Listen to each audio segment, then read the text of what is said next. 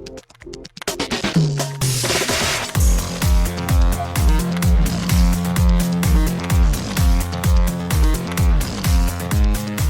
and welcome to Too Fast, Too Forever. There's all kinds of family. We chose this one. This is episode 234, Heat from 1995. I'm Joey Lewandowski. I'm Joe too, and this episode's brought to you by the Fresno County Sheriff's Office and their Heat initiative, which is the Help Eliminate Auto Theft Initiative. Well, shout out to the Fresno County's Heat initiative and welcome to the show. After the break, we'll be talking about Michael Mann's 1995 film Heat. But Joe, first up, extracurricular activities. What have you been up to since we last spoke?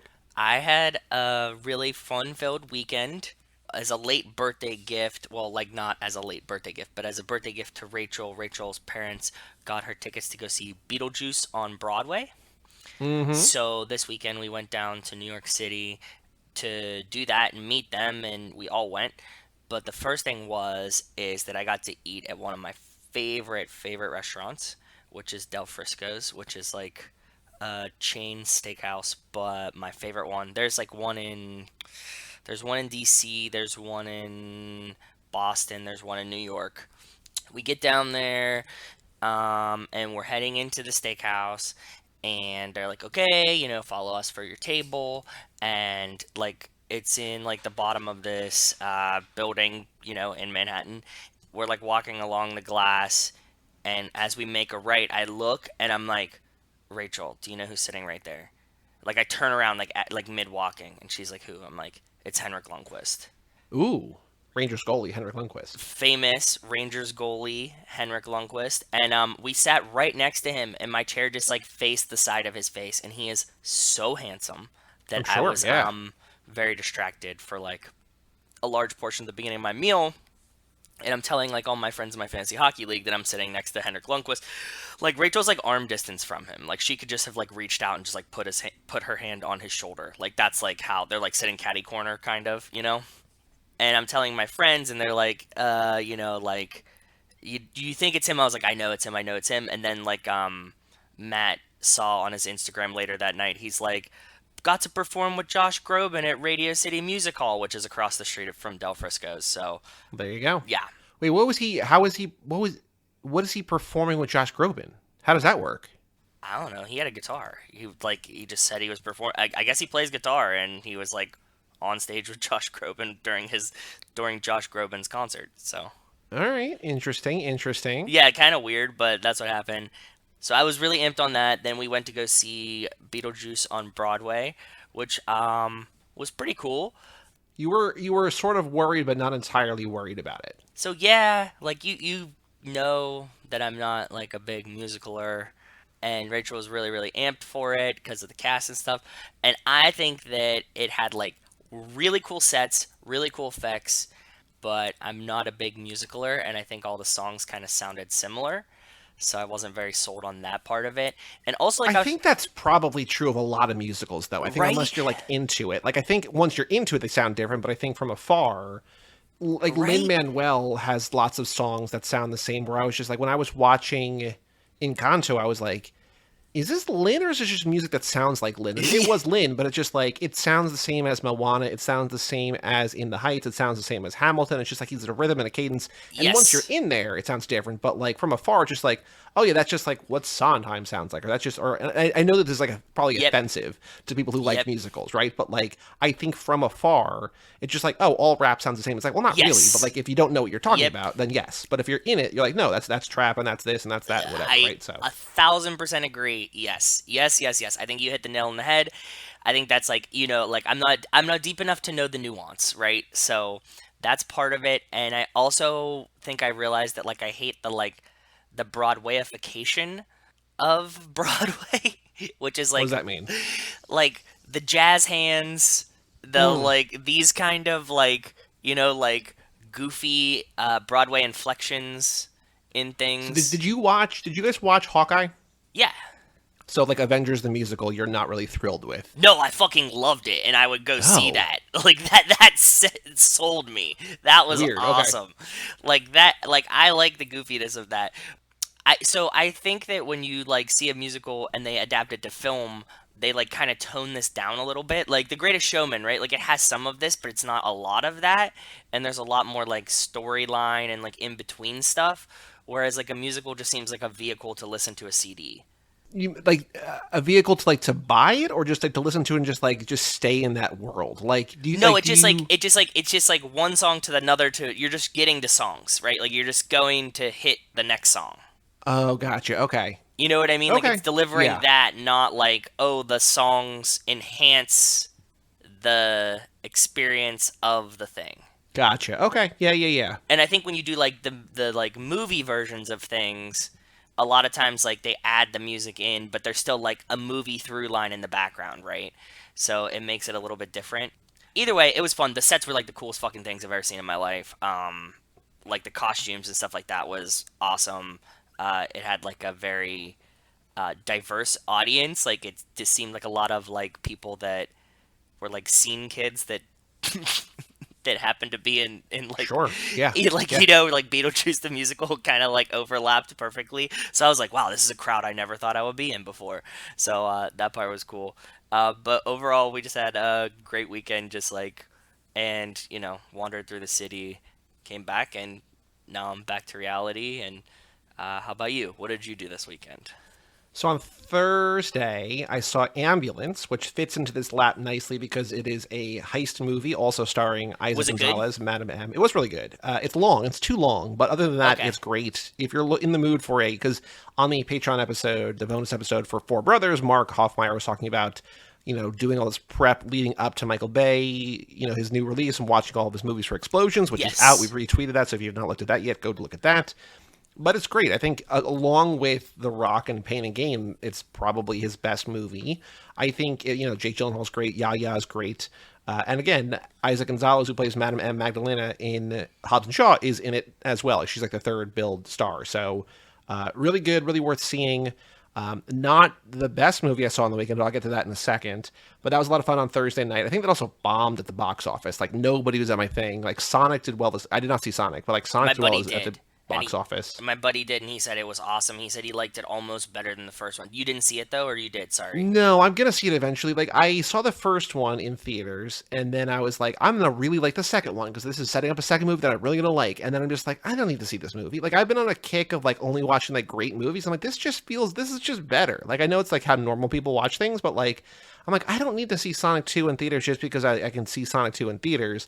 I can wait for it to be streaming on like Paramount Plus or whatever in Yeah. like 3 weeks, and I'll just watch it there at home.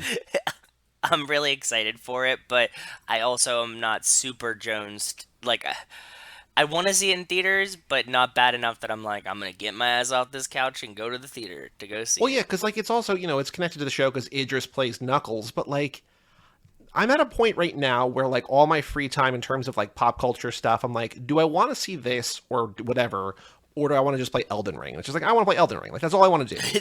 That's what my I'm friends are getting doing. closer to the end of it. Like I'm very close to the end. I'm just like there's nothing I'd rather do with like 2 hours on a weeknight Yeah. than just play Elden Ring for like 2 hours. So like I can draw myself away to watch Alien for a podcast or go see Ambulance or whatever because like a new release I'm excited about. But like just to watch Sonic because it's in theaters, like no shade to Sonic. I'm sure I will enjoy Sonic whenever I watch it.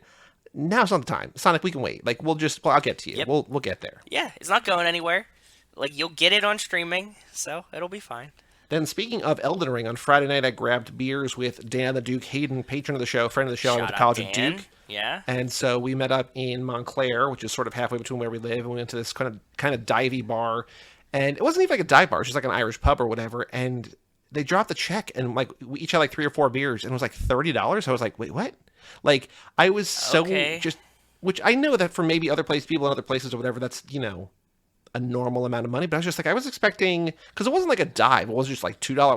Like I was getting, like we were getting like real beers. Like he was getting PBRs and like some IPAs, and I was getting only IPAs. And I was just like, is it really like $4 a beer? It's like, yeah, okay. I was like, all right, not bad. So that was good. It was nice to hang out with him for a couple hours on Friday night. People are gonna be really shocked by that, but because of where we live, like we always say this, because we're always like talking about like movie ticket prices are like 12, $14, and that seems insane to other Well, parts of yeah, the yes. country. Like when So we saw Hobbs and Shaw, well, on Facebook we have a lot of people that like when we promoted the page, a lot of people down south like the page just because Yeah. I think it's like that we were talking to people who like cars and just, more people like, who knows?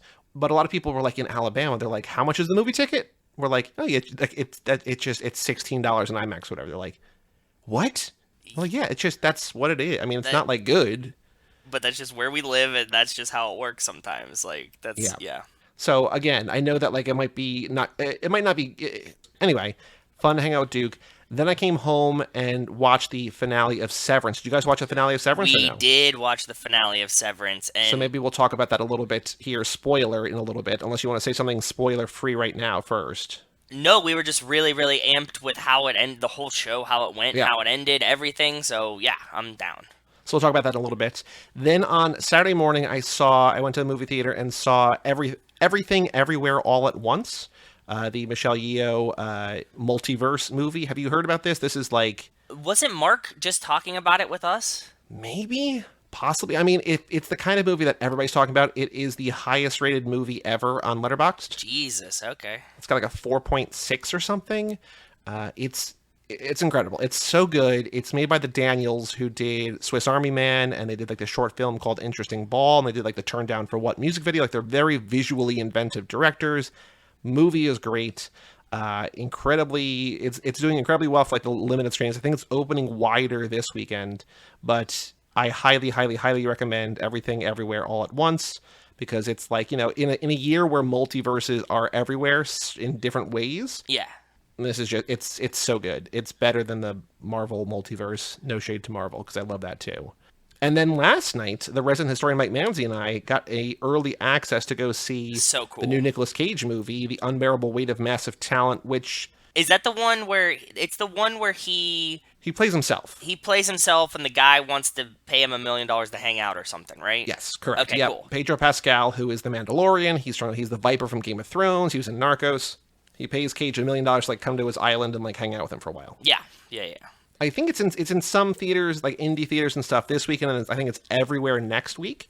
We already have an episode out on the feed if you want to listen to that now. But it was cool. Like it wasn't free tickets.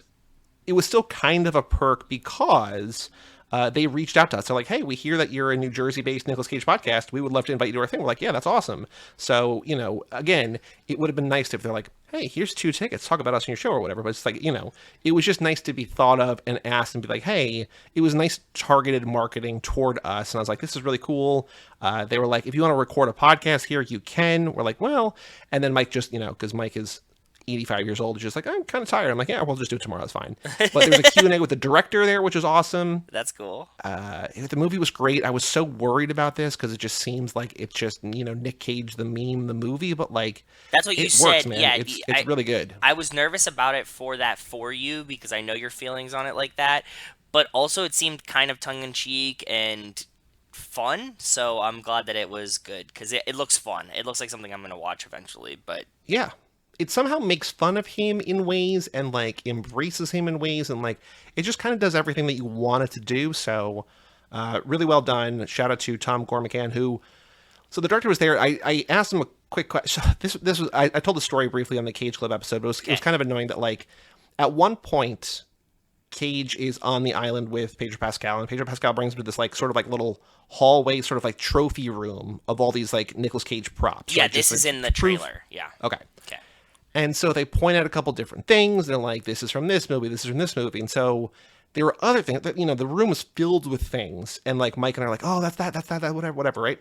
So at the Q&A, I was like, hey, so like in that room, there's a lot of amazing stuff. You point out a lot of amazing stuff, but there's a lot of things that like you included in there you didn't mention. You didn't mention. Yeah. I'm like, what one of those things was your favorite thing that like, you were just like burying as an Easter egg?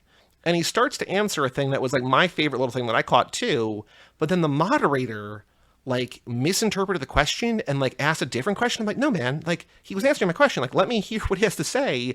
And then he's just like, wait, you're saying like what other movie, what movie was not included? I'm just like, no, man, like it was a very clear question that the director, I'm just like, what the fuck is going on? But it was fine. Like I got the answer that I wanted. I just wanted to hear like him explain it, which he didn't really get a chance to, but, yeah, it was good. So I love that part of it.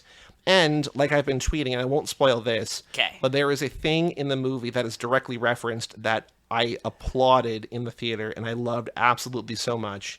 that I like even more than Nicolas Cage. So if you ever see it, when you I'm see going it, to. Okay. you will know what this is, and you will think of me, and you'll be like, okay, that's what it is. So I was just like, I cannot believe that this other thing is referenced in a movie about Nicolas Cage, right? Where he plays him. I'm like, this is amazing. So highly recommend that. That's everywhere next weekend for patrons, this weekend as it comes out for the main feed. So go check out The Unbearable Weight of Massive Talent, which is really good. So I'm very happy to say it's really good because boy, was I worried. Yeah. Do you want to talk about Severance now or do you want to talk about Severance later? We can talk about Severance now. Go ahead. Okay. So Severance, so if you have not watched Severance, if you want to watch Severance, you should watch Severance. I think it's the best show on TV this year. It was I don't know excellent, if you yeah. like it that much, but it's great. But if you have not watched it yet, if you want to keep spoiler free, skip ahead, look in the description for this episode, and just click the timestamp and move there. But now we'll talk about it. But do you agree? Is it? Do you think it's the best show of the year? Do you like it, or do you not like it as much as I did? No, I really, really liked it. It was fun and interesting and new and everything that I wanted. So yes, I agree. I mean, like, for real television, yes, it was the best show of the year. Well, what do you mean for real television? Oh, you mean like not your bullshit Yes, exactly. reality Yeah, stuff? yeah. Yeah. So it's people call like a workplace comedy, which I don't think that it is. Like I kind of understand that, but I also don't think it's really a comedy. But it's We talked funnier about, I than I think, expected. It's not as yeah, bleak that's as fair. it's not as bleak as I expected. I was explaining to you, I think, because I watched the first couple episodes before you did, and I was explaining what it is. It's about this process called severing, where a person's they can split their minds into two halves, and basically half of you goes to work, and the other half gets to just like live life. You know, like you don't have two bodies, but like you basically fast forward your workday, right? So Yeah, you just which is like, sick. This is like such a cool idea in my head. well, it's sick unless you're the innie. Exactly. Also true. Like Or they're it's also like alluding to things at the end in the final episode. Again, this is where the spoilers come in, where like women who are giving birth to a child can sort of sever and like just skip all of that stuff and just like, well, that's kind of like I understand that it's also kind of part of it, or who knows, right? But like yeah. all sorts of uses. And so there's these four main characters. It's Adam Scott plays Mark, and Britt Lauer plays Helly, and then we've got John Turturro in there, and we've Yep. got oh boy, what's his name? I thought I could do it without Zach Cherry. Yep, there we go. Zach Cherry plays, I don't remember his character's name, but the four of them are all severed and they work together doing this unknown type of work for this company called Lumen. All season long, you're kind of like trying to solve mysteries, and like it ends in a way where like it answers some things and like opens other mysteries, and just like people have been calling this like one of the best finales in episodes of TV, and like I can't really disagree. Like it all came together so well, I think. Yeah, I really liked it. I was really surprised. I think the ending was great. We were really nervous that it was going to be a slow burn where they don't tell you anything, but no, they give you some closure, lots of openings for the next season, which we think it already got renewed, right? It got renewed for season 2. The director, the guy, no, not the director, because the director's Ben Stiller, but the guy who writes it has said he's talked about multiple future seasons. So it sounds like he has Yeah, more than just the second season planned good. out, which feels like it. Would I hope it work. doesn't go for like, I mean, if it's good, it can go as long as it wants, but it feels like this is the kind of show where like 3. 3 or 4, yeah, right? Like Yep, I agree. Yep. keep it short, keep it good. The big, I guess, twist, like the big thing that I did not see coming, that like I wasn't, because there's like there's Reddit threads that are like all about this and like they have all these different theories or whatever. Oh But yeah. like the thing I did not see coming is the therapist being Mark's wife, or not the therapist, but like the relaxation, the healer, whatever her role is, right? Her weird kind of future whatever role, Yeah. her being Mark's wife, and like his wife being alive, number one, but also being severed and being on the inside. She's like, that's Didn't they like such an hint to it like amazing. real early though? You see a picture of her, like he has a picture of her like real early. And it's like the lady from set like I recognized her. Like I feel like granted, we watched a lot of this show while boozing. I don't think so, because I rewatched the first 4 episodes before episode 5, and I don't think I think I would have picked up on that. On like around 5 or 6, there's like a scene where like he's holding a picture or he sees a picture and it's like the therapist lady. Like somehow I don't think so, because like that's the big reveal in the end here. the reveal is that he sees that she's still alive. But he sees like a picture of her somewhere because like I pointed it out to Rachel while we were watching it like one episode like many episodes ago. And I don't know if I just like drunk connected it somehow. There's some kind of like hint that like he knows her or he has a picture of her somehow.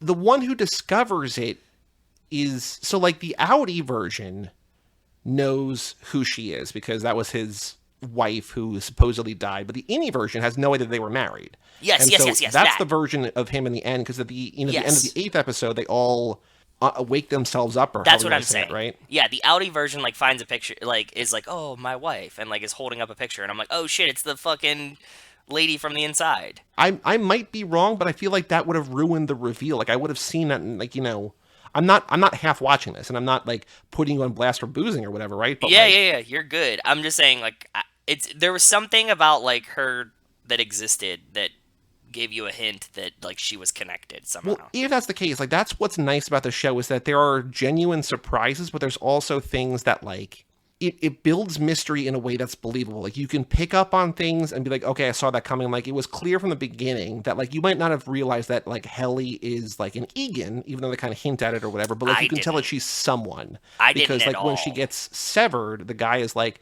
I'm so glad to meet you. It's so nice that you're doing this. We're so excited to have you here.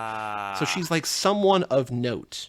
I mean, you might that not makes pick up that sense. she's an Egan or whatever, but like there's things that like the show does that really effectively set up future reveals where it's not just like, oh my god, that's so crazy, I never saw that coming because like you couldn't or whatever, but like When you go this sets back, it up. yep, So agreed. I don't know that they would have spoiled it, but I'm it's a show that I think is worth rewatching because like there's so many things like where like the town's perception of Lumen and how they all hate it, even though it's like this huge global thing where it seems like everybody works there or whatever. Yep, Like yep, yep. there's so much to pick up on that I will look forward to watching And again. just Patricia, all of Patricia Arquette's character, right? I didn't think about this, but Who Weekly, the podcast I talk about Yeah. sometimes, the pop culture podcast, talked about this show for like half an hour in the most recent episode, and they spoiled the shit out of it. But they were saying that like in future seasons, if the goal is for like the innies like to basically cancel severing, like if that's they want to rise up like this is Breakout. Yeah, this is exactly bad. Yeah.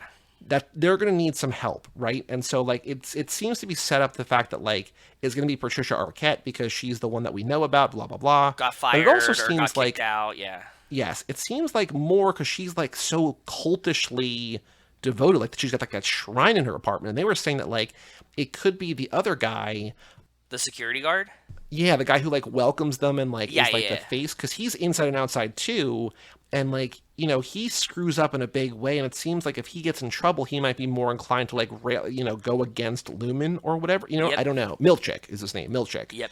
So they were saying that's not something that I thought about because it feels like they're setting up Patricia Arquette as like possibly someone who can help, but I think they also like double down on like no, she's Lumen until she dies.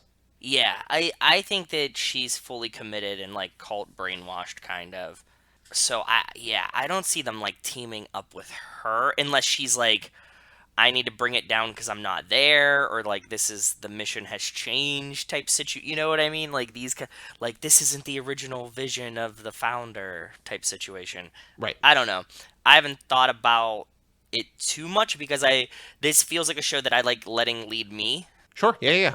Like some things I do want to get into like the mythology of. This is like one that I'm like I'm good on not reading theories and stuff because I'd rather just like just bring me along and wherever we wind up and like I'm comfortable with it.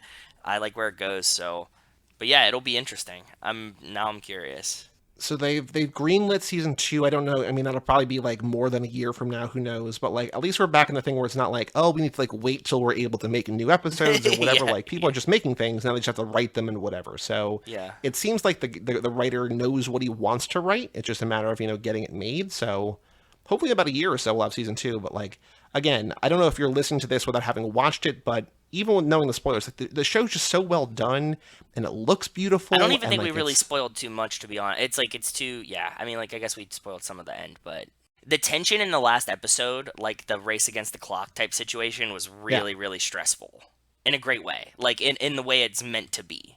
Like they conveyed this very, very well. So like, yeah, I'm down. I liked it a lot.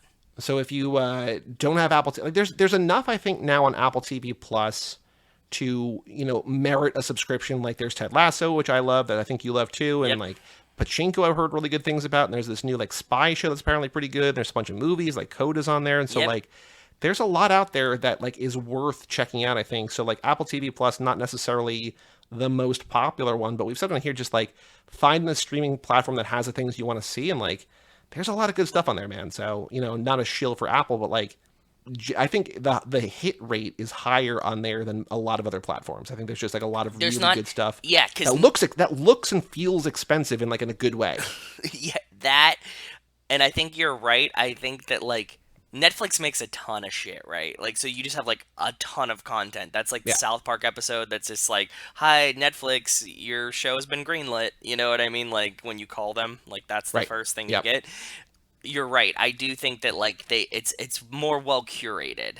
And they seem to be making a lot more that like they're like there's a lot of news. There's more news now than ever before of like Apple green lights this whatever. And so like I guess there's kind of there might be a fear that like I don't know that they might go the Netflix route and make too much, but like for now at least worth seeing. Like there's probably some bad stuff on there or whatever. Like I don't think the morning show is probably that great or whatever, but like, We were watching C and we were really enjoying that. It was fun. any other thoughts about Severance or no?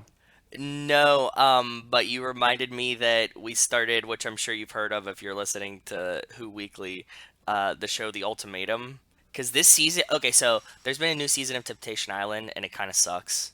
I don't know if they talked about it. I've heard about it. It's just like you either have to like marry them or like or break up, like get off the show. Is it something like that? So no, there's women and men that are in relationships, and they tell their partner, "Look, we're getting married or we're breaking up," and so they go on this show, and then they then they spend a week like with all of these couples that have had the ultimatum, and then they pick somebody else's partner to live with for 3 weeks.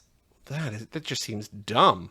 By episode 3, about half the people on the show said, "This is a really bad idea, and what I thought was going to happen is not happening."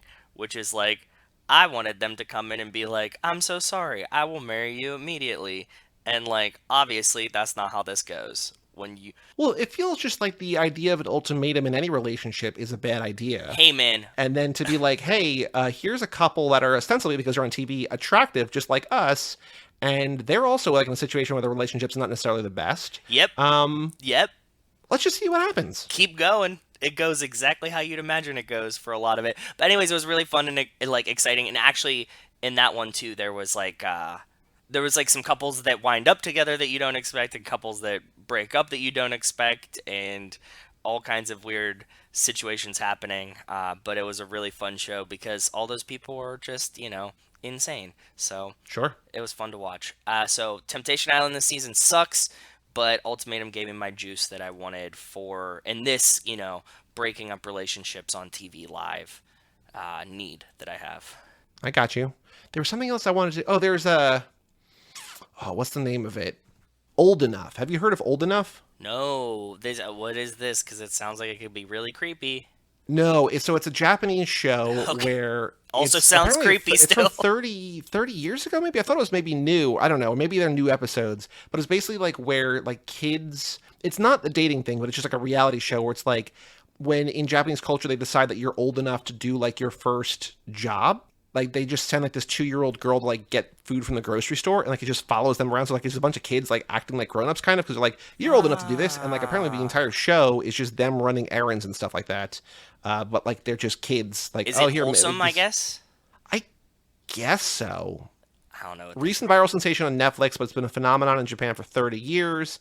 In the show, children ages 2 to 4 are sent out on their own to navigate often food-related chores like picking up a few items from the grocery store or delivering a forgotten sushi apron to their parents' restaurants. The task is relatively simple, but the scope reaches beyond what similarly aged children in America would handle solo, whether taking the bus unaccompanied, walking several kilometers up steep stills and steps, or shopping and paying for items independently. So this is one that like I've also seen around that like this is a show that people are like falling in love with because it's just like It's I cute. can't believe that these kids are doing these things, but also kind of seems whole like it just seems like a show kind of made for the internet in a couple different ways, right? So Yes, I agree. And Japan's really safe. And like when we were there, I saw kids doing all kinds of wild shit like that. And you're just like, oh, this child just fucking shops on their own. Cool. yep. Like, So this is on it's on Netflix too. So if you run out of dating shows or whatever to watch, Old Enough is apparently on Netflix. I don't know how much of it. I don't know if it's just the new season or Yeah. what, but That sounds and cool. I've heard things about this. I'll definitely give that a drunk watch. Oh, there's one other show that we started that is really really fun, and it's called Rat in the Kitchen, and it's kind of like, so it's a cooking show where there's like 8 people, but Is one, one person trying to sabotage the dish? yeah, one person's trying to sabotage it. So it's really hard to figure out if like one person just fucks up or if like one of the person is like purposely sabotaging it, and like every time they like then they like present the food to a chef and he's like, this tastes like shit, and if it tastes like shit then the The rat saboteur gets wins. money, Yeah. and it's like there's like a bank and he's trying to like steal the money from the like from the people trying to win, like just be good cooks. So yeah, lots of fun. That one's actually a blast. It just started. There's like 3 episodes or 4 episodes, so we've been into that too. Cool.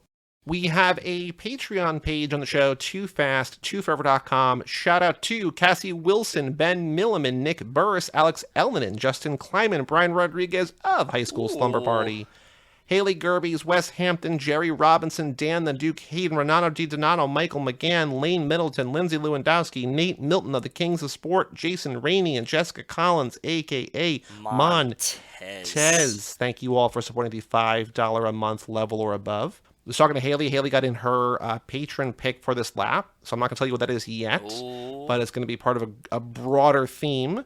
So shout out to Haley for doing that. But if you want early access to episodes, bonus episodes, voting on every episode this lap, we're doing I got some updates there in terms of the voting results, which we'll talk about later, or maybe now. I don't know. I think probably in the mailbag section. Okay. But lots to do over at toofast2forever.com. Even $1 a month gets you in the door and keeps the proverbial lights on at Too Fast headquarters. We also have an email address, family@cageclub.me. We got a bunch of emails, a lot from Justin early because Justin's on spring break, and so he sent in a bunch of things. Cool. So I was joking with him. I'm like, this is the mailbag sponsored by Justin Kleinman. So are you ready for this? Yes, please.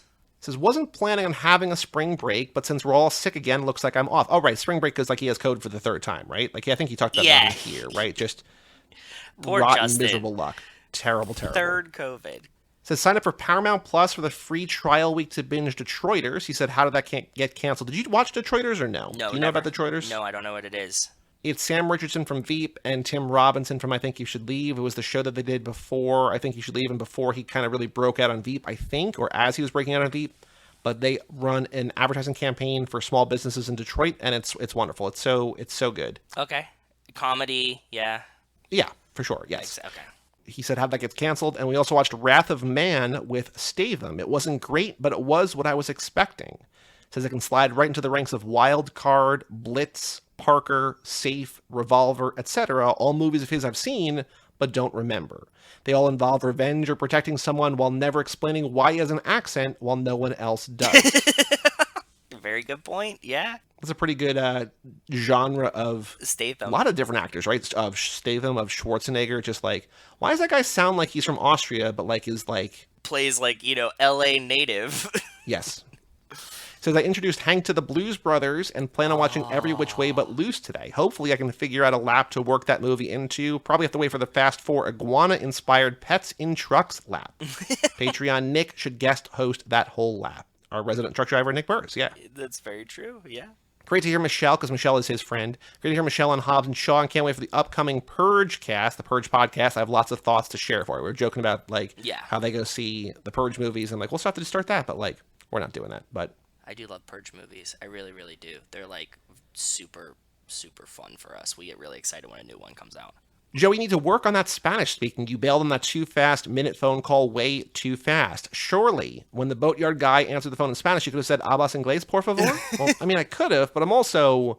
I think I admitted, I was freaked out that, it was... He didn't answer the phone in English. I need some kind of context for these calls, but yes, I should have been better on the phone. I'm glad that they answered in Spanish. That's kind of interesting in and of itself. Anyway, I have some other thoughts or other notes, but they're written in my work van, and it's raining, and I don't feel like walking out to get it. I won't be returning for 5 more days, so you can all live in the mystery, I guess. Talk to you later. And don't ever let anyone put peppermint oil in your espresso machine. Yes. Poor Justin told us that Hank was playing April Fool's prank on him. Oh, no. And put peppermint oil in his espresso machine, which... in his brain is just a prank, but as we know, peppermint oil lasts forever. Mm-hmm. So he spent like many hours re-cleaning his espresso machine, and I'm like, that sucks. And like, I get it. And like, you could be frustrated, but like, you can't really be mad at Hank because I don't think Hank was like, I'm gonna destroy this thing forever, right? He thought Right. that he was just like, oh, I'm gonna get him on this cup of coffee. So it's like, he has one peppermint mocha, but it didn't work out like that. He's going to have hundreds of peppermint Yeah, mochas. infinity peppermint mochas. I'm so sorry. His next email is subject line baseball. He says, "Oh yeah, baseball is starting. My fantasy league started its 18th season together, and all Jesus. 16 owners were able to travel and meet up together in Kansas City. It was great. We rented out a big house just out of town on a hobby farm. Members from Minnesota, Chicago, Des Moines, Atlanta, and St. Louis. It was just great to have the whole crew back together. Definitely the highlight of the baseball season. Can't wait for next year's draft. I've attached a picture of the 2 horses that were there. We were allowed to feed each of them an apple per day." So sending this picture. Oh, We all of our league lives in New Jersey, and we only got like 8 or 9. Like, I don't know, man. Like, this league is like pulling teeth sometimes. I did say that like we moved to Fantrax, which is a different fantasy server, and like it was such a goddamn debacle. This site is so really? ugly. Like, it's customizable. It's a nightmare. ESPN sucks, but it's the devil we know. So we moved back there. But like, this season has been fraught with issues already. So I'm glad that baseball's on. I'm watching baseball every day. But like, God, this fantasy league drives me a little bit crazy. I mean, it's fine, but it's also like, God damn it. I get it. It's a horse and a pony, and he's feeding him an apple. It's very, very cute. I like this picture.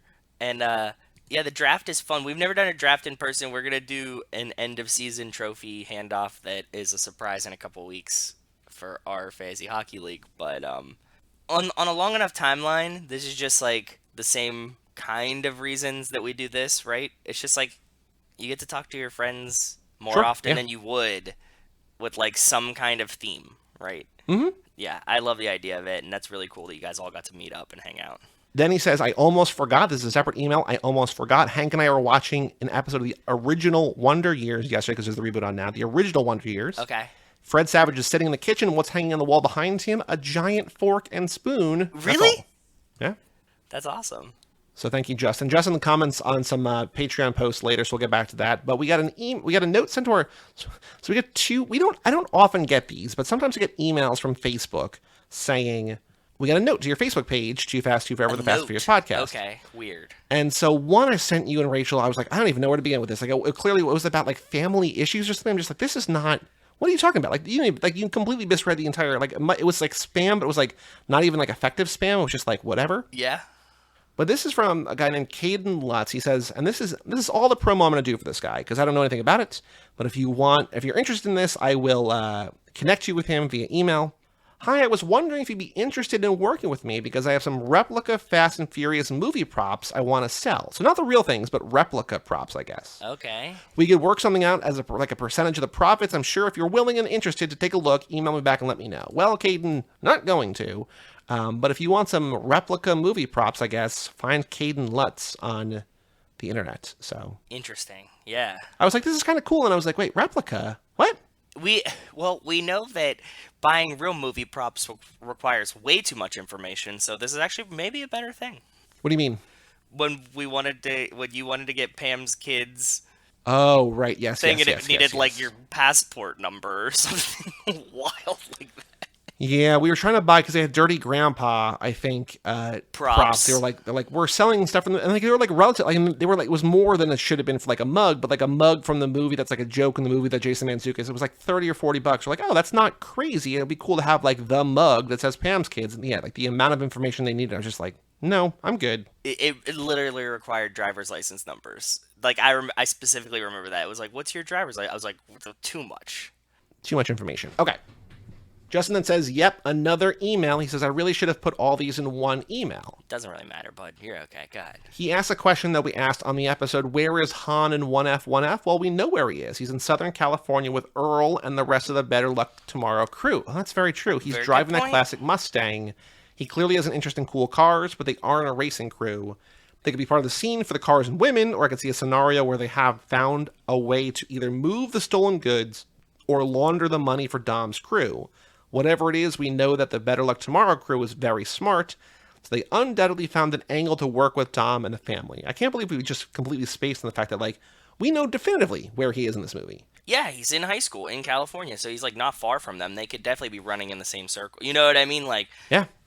maybe he like Dom's selling a car or a part, and he like meets up with them at some point, and they're like, oh, like he's a high school kid, but he's pretty cool, right? Because like Yeah. Mia's not that old anyways, so it's not like, and they're not that old in the first one to like be like, it's that weird, right? So yeah, Right. Yeah, exactly. it makes sense. So then we posted on Patreon the episode, but we also posted the thing. And so I'll mention this in the movie discussion when we play the game too. But for each movie this lap, you, me, and the guest, if applicable, are drafting a member for the heist team. We all present our case. Yes. And we worked out what this actually means and how the game would work with Jordan on air. So Yes. you heard all that in your first episode. Yep.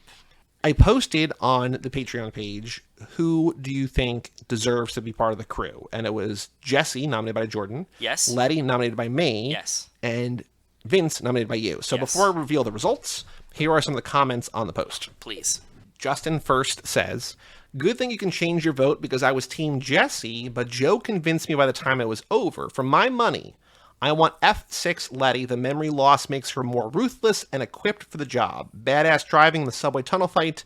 She shoots Dom without fear. I want that Letty, he says. Bingo. Thank you, Justin. That's not what your point was. Your point was different, but well, whatever. He says, also, I like the idea of drafting team members from the non-FF movies. So that's Cool. something that we will get to. We will do that in the Heat episode here. Yep. Then I was also asking on a separate thing that didn't really have as many votes. Like, we got like more than half the patrons to vote for the draft, which was cool. Yes. But the format of the draft almost wound up in a tie, and it ever so slightly inched toward the thing I think is more fun, where like we just pick one person of the episode instead of like having like 90 people or whatever, where we're just going to pick one for the thing and we can figure out at the end. But Wes says, I vote for a combination of both your 3 teams, but you also try to convince us on who put together the Patreon Ultimate team.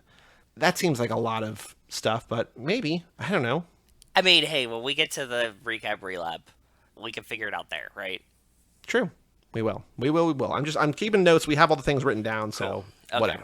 I also want to point out, so Dr. DC podcast, Reed Vanier, who was on our show Yes. last lap, I believe, basically said something like, I can't believe this is the craziest argument. What was his exact verbatim? It was like the insane... Great episode. Absolutely insane that there was such Yes. strenuous defense of the clearly toxic Vince. I agree with the voices of reason that he would be a cancer on the team. Picking Jesse because the Coulson dies logic, though, is my favorite pick. Which is like, hey, this is the only movie that we can pick him because, he's going to die otherwise. So, he would go with that.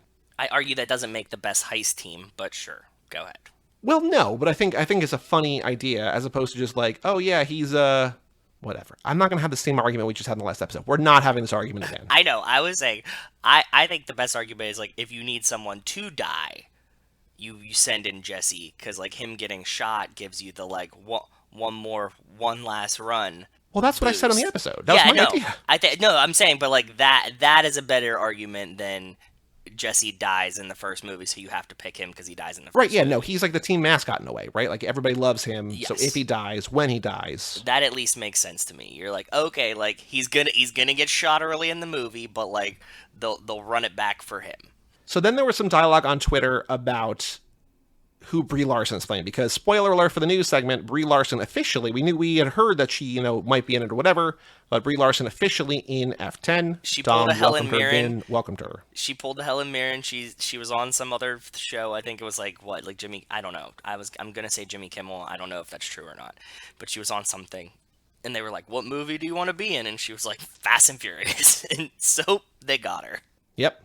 Yeah, Anna Bolina Yeah. said, I think it's great that all you have to do to get into one of these movies is just ask. Helen Mirren is the blueprint, which we talked about. Reaction Rock, we talked about this before, but Reaction Rocket said that his first idea is that she'll be playing Brian's sister. Which is perfect. She told us to be playing Brian's sister, right? Because I would love that. I agree. And then he said her being Brian's sister would be a nice way to pay tribute to that character and have him even more connected to these last 2 movies without going down the CGI route. Of course, it'd be unfortunate not to have the same scene of the 2 of them together, but what can they do? And then he put together a poll that if you could pick one Brian O'Connor callback for Brie Larson, assuming she's playing a sister, to have in Fast 10, which would you choose? And of course, because it's a Too Fast, Too Forever related poll, it ended in a tie. Did you vote for this poll? Did you remember seeing this poll? I remember seeing the poll. I don't know if I voted or not. I think I did, but I'm unsure if I just saw the results or if I had gotten a chance to vote before it closed. So the three options, and they basically had 19 votes on here, and it looks like it wound up like 7-7-5. Maybe so it was a very close three-way tie. Orders a tuna sandwich, says forget about it, or mentions No Knees Denise. I said it has to be No Knees Denise because like that's the most Too Fast of it all. But realistically, whatever she does, the right answer is she just is a clown on Roman. Like if she's Brian's sister and gives Roman shit, like that's the end. Like that's it. Just like you're my brother's friend. I know you're a goofus.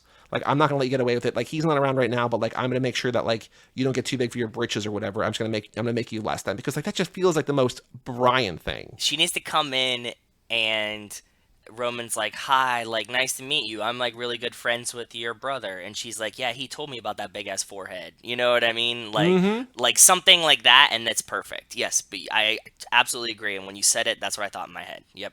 So then I was watching something, probably a baseball game or whatever, and there was a Nissan commercial where Brie Larson was a spokesperson for Nissan. I was just like, oh, she has to be Brian's sister because Nissan's running the family. It's very true. Excellent thought. I absolutely agree and never made that connection, sorry. And then we were talking about Reed saying about, like, Vince, there's a whole thing there and blah, blah, blah over here. And then I put on Twitter if we should, I kind of didn't want to do this, but I wanted to do it early enough so we would know one way or the other. And the results showed up no. But should we be drafting cops as well? And you had an idea that, like, what was your idea for the cop thing? You don't need to add a cop every movie. Like, you know, we're adding someone from a heist every movie. But if we come across, like, a great cop that we think can contend against the family or our team, you can add him to the cop team. Yeah, I would either, but I think, like, you know, in my, like, OCD, like, either or black or white brain, I want to have either one for everything or none of them. Like, I agree that, like, the cops, for instance, in Heat are probably more competent than the cops in, like, Too Fast or whatever, right? Like, agreed, yeah. I think that we're going to run across a few that, like, really give the criminals a run for their money and are competent at their job of catching criminals. And in that sense, they would be a formidable opponent for our heist team. I think realistically, when we think about it, like what we were saying before, we're going to have so many things to figure out in the relab recap that, like, we don't necessarily need. I agree. That's a very good point. That's why I was saying, like, you're just like, hey, if you find, like, a really good one, you're like, okay, like, you know, if you got Al Pacino from Heat, Hobbs, you know, Terminator, you know what I'm saying? Like, whatever things, you're like, okay, and, like, could they stop this heist team? Right. Because then somebody else said, oh, I think it was Reaction Rocket saying if you picked a crew from, like, because it's like, there's, like, the cops versus criminals there, but then Reaction Rocket was saying about, like, if you picked a heist team from the Fast and Furious movie versus a heist team from whatever else, but, like, as good as, like, De Niro and Val Kilmer are in this movie or whatever, like, they're not super powered, right? Like, they're just, like, really good criminals. Yep, I agree, yeah.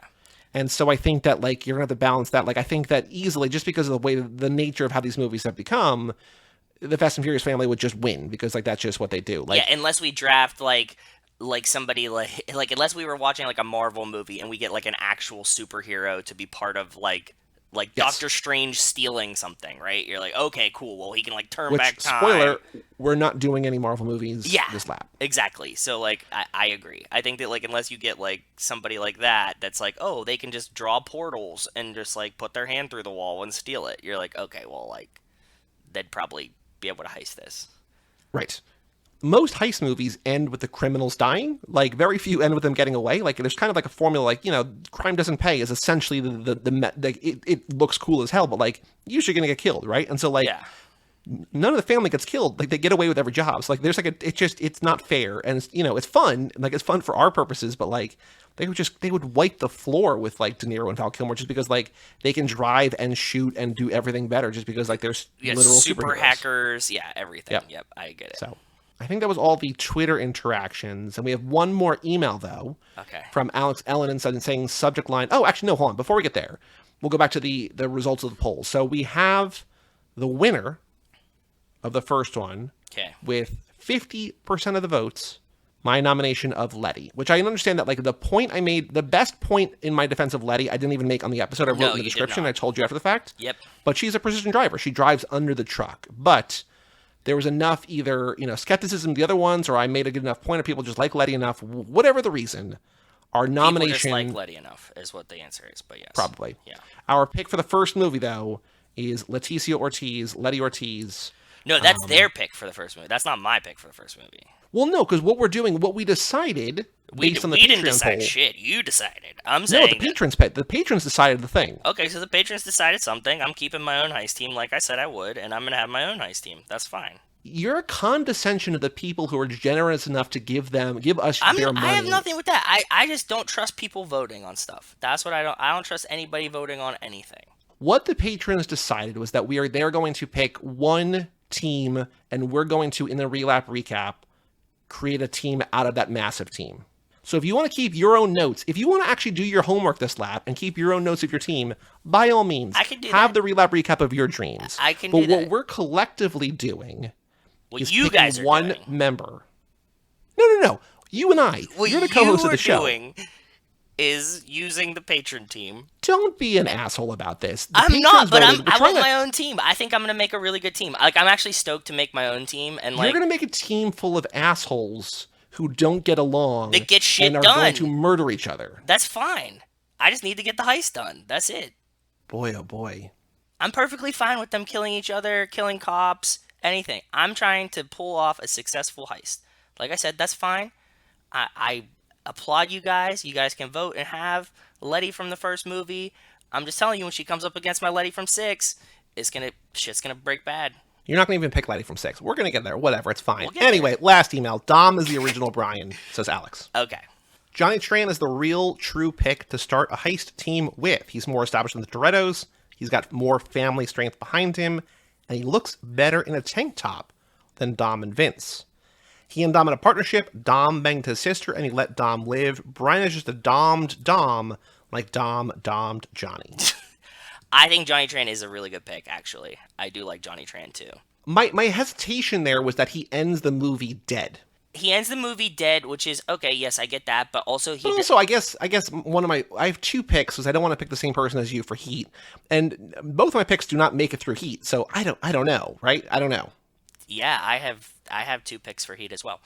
The Johnny Tran thing, the only reason why I didn't pick Johnny Tran, who I would have picked, and he was my second pick, Alex, definitely, was because you don't see him do enough of the heisting. Like, he's definitely an established criminal, and I like that part of it, but you don't see him do enough of the, like, of heisting.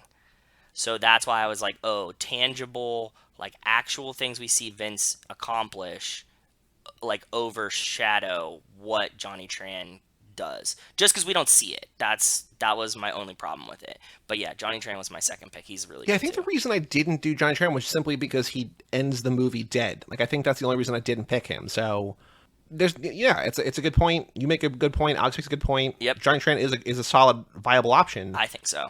Our one true pick is Letty. Your one true pick. Joe, on the streets, news about the Fast and Furious. Brie Larson joined the franchise.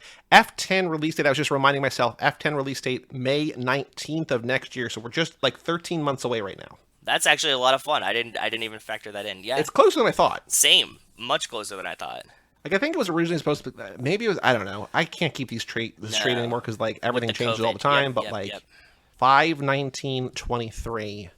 I also, did you stop watching Endgame, or are you still watching Endgame? No, I just keep forgetting about it. And, like, so you stopped watching this one. Yeah, you're not watching it out of spite. You're just not watching it out of forgetfulness, because you also just kind of don't care about it enough. Exactly. Yep. 100% that. I saw a commercial for it the other day, and I was like, damn, I forgot that the Endgame still exists.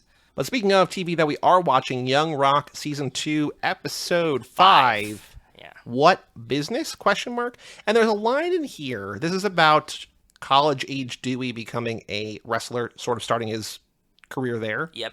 But there's a line that modern day, 2032 or whatever, Dwayne says, that kind of like it feels like their explanation of our issue from the last episode. What?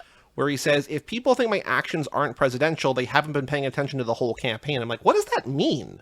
Like, have you just been like a prick to everybody the entire campaign, or are you just like telling it how it is? Like, I don't know what that means, but like, I was like, I don't understand this like defense of like why he's calling people jabronis on Twitter. I think that he was saying that like all of my other actions were presidential. This one thing should not define me. Yes, that kind of situation. That's how I perceived that. Interesting. Okay, that's a better thought than I had because I was just like, I don't know what this means. No, he wasn't like I'm running around being like a wrestling. If you heel. thought this is out of line, like you've been paying attention. I've been pulling, all sorts of stunts and everything. Yeah, no, I didn't see it like that at all. I just couldn't, like, I was just like, this is such a weird, because, like, your thing makes more sense, but it still doesn't exactly make sense. It's not, I don't know. I think, and then I think it was just, like, a bad line of dialogue. You know what I mean? Like a not very clear line of dialogue. Well, I think it's also just, like, they're trying to defend a thing that would never happen. That not only would a presidential candidate, well, I mean, okay, well, maybe a presidential candidate would. Dwayne Johnson would not do that on Twitter, whether he's running for president or not. It seems, that seems agreeable to me. And the other thing that I really liked about this episode in terms of just like the format of things was that they're like, we need to figure this out because like you did this thing that we need to figure out what you're going to do. He's like, it reminds me of this time that I was just like, we need to figure this out now. Like, this is like, we need a yes or no right now. He's like, no, I mean, I'm going to do the story my way. It's just like, yeah, like every single episode has the same framework. And I appreciate that they were like making fun of themselves a little bit, right? We're just like, I agree. Yeah, I definitely agree. And I thought the same thing when it happened. I was giggling about that too. She's like, no, don't go on like one of these tangents again. Like, yes, I did love it. So what else about this episode did you like? We get we get another fast connection here, a very kind of baby fast connection, literal baby fast connection. Yes, I love this episode. I've been waiting for them to get here. I think this has been the best one of the season. I was actually kind of like, about the first couple episodes of the season, especially with this, like, the Twitter thing and, like, the guy and them not really explaining it, but them leading up into, like, him getting into wrestling and becoming The Rock is really, really cool to me. Yeah, I think this one's the best one so far. I really enjoyed it. I like the whole cast, like anytime we get to see his grandma and his mom and dad, and also all the wrestlers, like, I like when they bring them back, too. So, they're some of my favorite parts of the show. Him trying to, like, come to grips with, like, wanting to be a wrestler. His dad being down on him about it, like, was believable. Was very believable and totally, like, exactly when his dad was like, no, you know what I mean? Like, and kind of reluctant. I was like, oh, well, he just doesn't want him to, he was kind of burnt by wrestling, right? So, like, his dad just, like, doesn't want him to have the suffering that he has from, like, being on top and then not being on top. And yeah, and I think it's also like he wants to be his own man, and it just seems like, is this what you want or is this what your mom and your grandma want? Because, like, clearly they're thrilled. Too. Yeah, they're like stoked. But also it's like, if your dad's a wrestler, your grandfather, your mom and grandma run. It's the family business. It's the family. He's gonna be good. That's the thing. Like, his dad doesn't want him to suffer and wants him to make sure that he really wants to be a wrestler. And his mom knows that he's gonna be better than they can even assume, right? Like, granted, it's her son, but she's like, look, like, everything's there for it. Like, he was built for this, right? Like, this is what it was. So seeing that play out is cool, and seeing him start to do wrestling things is cool. And also seeing Baby Jonah from Hobbs and Shaw, Baby Roman Reigns, was also really cool. Was very cool. That's exactly what I was getting to. Seeing Roman Reigns pop up. I love when they do the, like, and then I was standing here next to Doug Flutie, and it, like, they list all of their accomplishments, right? Yep. And, like, seeing Roman Reigns be like, come on, like, let's wrestle. Like, do you want to do this? And he's like, no, we can't do that till WrestleMania. Just, like, all these things. Awesome. Great episode. I'm back fully on board, and we're in a nice trajectory now. And it also tracks that in this episode he gets invited back to the Stampeders. That, like, yeah, because the way that he leaves again, like, doesn't really make sense. It's just like, you're too good for our practice squad. Like, it's just like, that doesn't. What do you mean? But, like, it makes sense that they're like, we would like to have you back. We can't guarantee you a playoffs, a roster spot, but we think that you'll probably have a roster spot. He's just like, no, I think I'm done with football. I think wrestling's where it's at. And so it kind of closes, or like puts a button or closes a loop in terms of, like, the believability that, yeah, no, he can still play football. Like, he should have been on the team. He should not have gotten cut, at least if we're to believe, what this show is telling us otherwise. Yes. And I really did like the bar scene when he goes back, wears his own jersey to the bar. That was the other thing that I have as a note. I like that all of them wear the shirt of like where they work. Like his dad has like the Circuit City one, he has the gym one, his friend shows up in the State Farm one. Like they all have like a polo shirt that has like one patch on it that's just where they work. And they put it on like in the episode all the time. It makes me really, really happy. And that also leads to a funny joke where Dwayne Yep. says to his dad, like, football isn't my State Farm. His dad's like, what the hell does that mean? Like, I don't know. Like, that's like it's a revelation that you had that like makes sense to you and like is valid, but it's just like, that's like gobbledygook. Like, that doesn't make any sense for anybody, right? So like, what are Yeah. you saying? So this is also pretty funny there too. Yep. Agreed. Great episode. Yeah, it was very good. Any other thoughts about? I feel like as cute as young Dewey is, and as like sort of the middle Dewey can kind of be any. The story can go in any way because like the transition period. Like I think the college or now young professional Dwayne. We're gonna get to mostly that, and it's gonna be cuts of the other ones. Yep.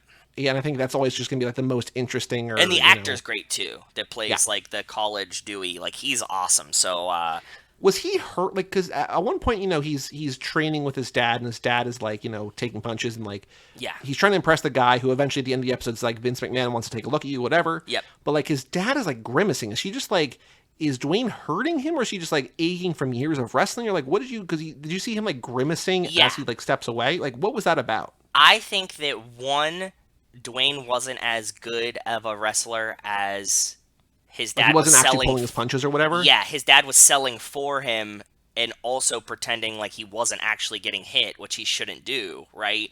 Like his dad was covering for him, is what it's.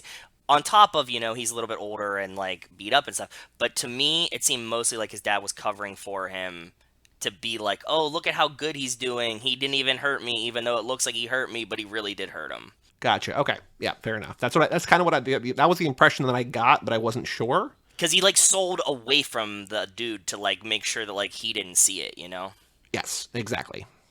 Any other thoughts about this episode? No, it was good. I liked it. Yeah, there's no. I guess like maybe the finale is going to be May 24th, possibly. So we still have, it looks like these next two are just in the It next 2 feels like weeks. it's been running forever. Oh no, because we got the Christmas special. It was second season. It started March Yep. 15th. Yeah, there's a Christmas special on my birthday in December, and then March 15th started season 2 officially, like proper. And this is episode 5. So the first season had 12. First season had 11. So we'll probably have 11 or 12 again. Cool. All right, the final thing to do before we take a break is the Too Fast, Too Furious minute 57, joining Mr. Verone.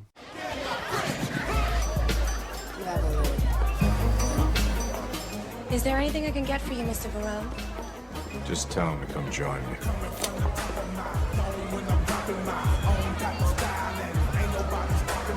Oh yeah, just admiring this.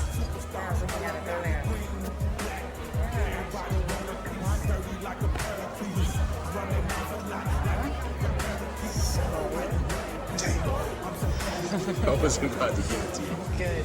What's up? He's here, man. Where's he at? He's over there. Don't look. Excuse me. Mr. Verone would like for you to join him. Let's do it. See what I'm talking about? It's all right, let him in. So in this minute, Brian and Monica get a little flirty as they move to seats at the bar. Carter Verone tells the hostess he's ready for Brian, Roman, and Monica to join him. Roman, disgusted at Brian and Monica's flirtiness, lets them know that Carter's here, and the hostess escorts the group over to Carter, who tells Eliana and Fidel, as they're known in the movie, to let them in as the minute ends. And it's kind of like a minute in transition, and we already got a long intro here, but like there's not a ton. Like there's some stuff that goes on here, but it's not a crazy jam-packed minute. It's not. It's a minute in transition for sure. That's a good description of it. When I was watching it, one of the things that I was like thinking about, I get that Roman's concerned that Carter Verone will be upset seeing them sitting there talking. I get that he's like a crazy criminal, but at the same time, it's like, why isn't she already at the club with you? They're sitting at the bar and like giggling, but like, is that bad? Right? You know what I mean? None of it really makes sense. That's what I'm saying. Where like yeah. Carter's alone, and like he's awkward, and like him waving to them from across the bar is Like, weird. wouldn't she know where he is and just walk straight to him? Yeah. But there shouldn't be a hostess. Like, it should be Monica being like, all right, he's ready to see you now or whatever. Because, like, that's what she does outside at the house, too, right? Yeah, exactly. That's what I'm saying. Like, he should be like, Monica, go grab them. And, like, Monica, like, finds them at the bar and is like, okay, here's where the table is, right? Right. It's also weird that Roman's like, don't look. It's like, what do you And then what are they we supposed to stare at do? him. Like, And then they two stare at him. Like, all three of them are just glaring at him. it's like, but we're here. Like, they went there to meet him. And it's like, Yeah, oh, the guy who just hired us for a job that we're, like, ostensibly trying... I know that we're trying to take him down, but we're trying to impress him. Owns the Is club. here and ready for us at his club, yeah. Don't look at him. It's like, why? What? Yeah, it's not like we're in he's like hiding with Monica in like the back booth of a bar, and like Carter walks into this random bar that they're in, which would make like more sense for this. So yes, I agree. Supremely weird. Monica's admiring Brian's wristband or bracelet or whatever in a flirty way, and Roman's all upset about that.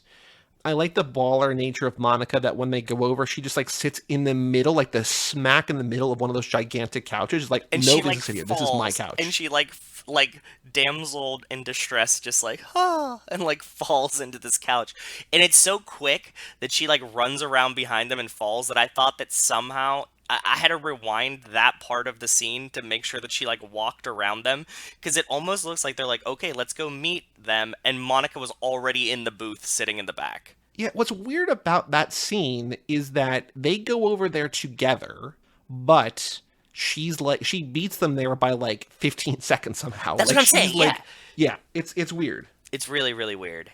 I don't get it. And there's no way that like at his club she wouldn't have known where he was and was just like sitting at the bar to okay. Yep. I looked up, so the hostess, who I think if Looks this familiar. is her, and like Yeah. it looks, you don't know her. Okay. I looked her up. She is, I believe, there's an actress credited on IMDb for the role of a waitress, not hostess, but I'm assuming maybe her. I don't know.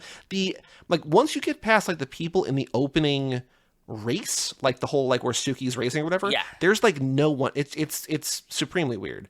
Like there's just like so little. Like it feels like this movie's like incomplete on IMDb. But she's played by this woman, Limery Agosto, who plays in... her first movie was Baby Boy with Tyrese. Oh, cool. And she's also in the movie Inside Man, which I bring up because I think we might cover this lap. I don't remember. I'm not trying to play coy. I think we're covering it, but I don't know. But also a heist movie. Okay. But she's had like 7 credits, and like 3 of them kind of have sort of something to do. Like there's this movie, a movie with Roman, and the movie that we're probably going to cover. So just kind of a weird coincidence. But... what I noticed was there's another woman who's credited as Seductress, which is not a name that I ever thought I would see on IMDb. But she is, I think we're going to get to her in a minute or two. I think she's the one from Pictures who like lures the rat guy, the cop, over to get the rat bucket. Oh, yeah. I think. Because I'm like, who the fuck is Seductress in Too Fast? I'm like, what does this mean? Yeah, that makes more sense now. I saw that you were looking for the chair that they sit in at the bar, and you found something that's wildly different, which I appreciated how different it was. Thank you. But please describe the seating at the bar. So I was trying to find these chairs. They kind of look like a crab leg, and it like swirls. So how the fuck do you search that, right? I don't know. But anyways, in my search, They're cool chairs. I wouldn't want to own one, I don't think, but like they're cool to see. and they fit like a Miami club, right? Like they're kind of cool. But instead, so as I'm searching for crab leg chairs, I find this like hard plastic. It looks like the entire body of a crab that you like are sitting in the body of a crab, and it has these like really like large kind of cartoony legs. And it's also It's a wild couch. and or a it's wild also chair. terrifying. And so it feels very threatening in a way. Looks, I don't know, like would this be in like a Bubba Gump shrimp or something? Well, speaking of Bubba Gump, McKelty Williamson in Heat. So we have Bubba Gump in the movie that we're talking about. We have That's right. not Bubba Gump, but Bubba in Heat. So That's big, very, very big right. coincidence. Yeah. Yeah, but the chairs are cool, but they're also they're wild. It's a wild thing to be in. So Yes. I don't know. So I couldn't find the actual chairs that they have. I was hoping Overstock would come through again, but it did not. But I did find the type of cigar that Carter is smoking in this shot that they like when it like cuts to just him cutting a cigar again. Sure, I yeah, found yeah. the brand and type and link to the website there. So In the music, Peter Piper by Run DMC continues and ends, and then Hands in the Air by 8 Ball starts. So you know that a song is like iconic or like memorable from this movie when you like look on YouTube for the song and the first thing is like the it's like a still image of like the cover art, like the album art. Just like, oh yeah, that's a song from Too Fast, right? Like Yeah. Run DMC, not that, but this 8 Ball song is, I guess, definitively from this movie, you know, either in popular culture or whatever, right? So Yeah, makes sense. any other thoughts about this minute, or do you want to go to the trivia question? Want to go to the trivia question? I had a hard time thinking of one, so I'm looking at your answers now. Go I ahead. have 2 options now. I don't love either. I Yep. think they're both okay. I think they're both usable, but I want to get your impression. First off, what color dress? This is a hard one that I will not remember, but I think that there's a trick answer here. We could even just do the 2 colors that I have here. What color dress is worn by the Pearl hostess, or waitress, or whatever, who escorts Brian, Roman, and Monica over to Carter Verone's table? Because you would think that, like, everyone else is in white, but she's actually wearing an orange dress. Yes. Everyone else is white, she's wearing orange, and the whole club is just orange or white. And then the other question I have is who acts as Carter Verone's bouncers at his table at the Pearl? Either Elian and Fidel, who the answer is like not actually their names, but what Roman calls them, or Fonzie and Fabio, or just said no one, he's alone. Which I kind of like the first. I think the first one's a little bit more bullshit, but I think I like that one better. I was gonna say I kind of like the second one a little bit better, and you could throw in Brian and Roman are his bouncers at the table. Okay, then that's fine. That works. I think that one's like finally like this should be a gimme answer. I hope so. But I think, 55 questions deep and all the questions are like essentially trick questions somehow. You're going to get to this one and be like, is it really that? It's a hard-ass quiz. I think it's harder than the first one, I think, because we don't know this movie as well. I agree. I don't know. I think so. I'm with you. Who acts as Carter Verone's bouncers at his table at the Pearl? The answer is Elian and Fidel, not Fonzie and Fabio, not Brian and Roman, and not no one, he's alone. So 60 questions through 57 minutes. Getting near-ish the end of the movie. Got another 45 or so minutes, but, we're getting there. Yeah, we're getting there slowly but surely. Just another calendar year or so, and then we'll be on to Tokyo Drift. Beautiful. Ay. Any other thoughts about this minute? No, we're getting close to the rat scene, though, so that'll be interesting. I think the rat scene's either the next minute or the minute after, because I was trying to figure out if Seductress was this woman. And I kind of, like, I've seen this movie a bunch, so it's not like I'm spoiling the movie, but, like, I don't want to know where minute breaks are, but somewhere in the next 2 minutes, Seductress shows up, and so we're going to get to the cop. But I don't remember, like, what else they talk with Carter about before he shows up, so I think, like, it might be next minute we might get Rat Guy, so yeah. Exciting. Yeah, I'm very excited for it. All right, well, let's take a break, and let's come back, and let's talk about Heat.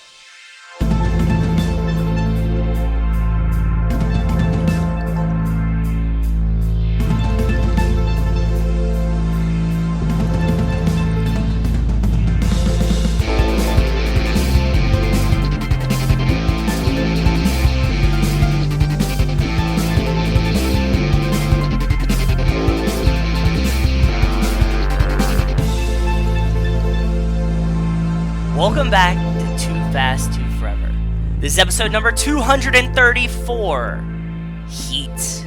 This episode is brought to you by the Help Eliminate Auto Theft Initiative. In order to investigate and combat auto theft in Fresno County, the Sheriff's Office had assigned 3 detectives to help eliminate auto theft. Well, shout out to the Sheriff's Department and to the Heat Initiative, and welcome back to Too Fast. We are talking about Heat by Michael Mann. Now, Joe, you had never seen this movie before, is that correct? I have never seen this movie before today.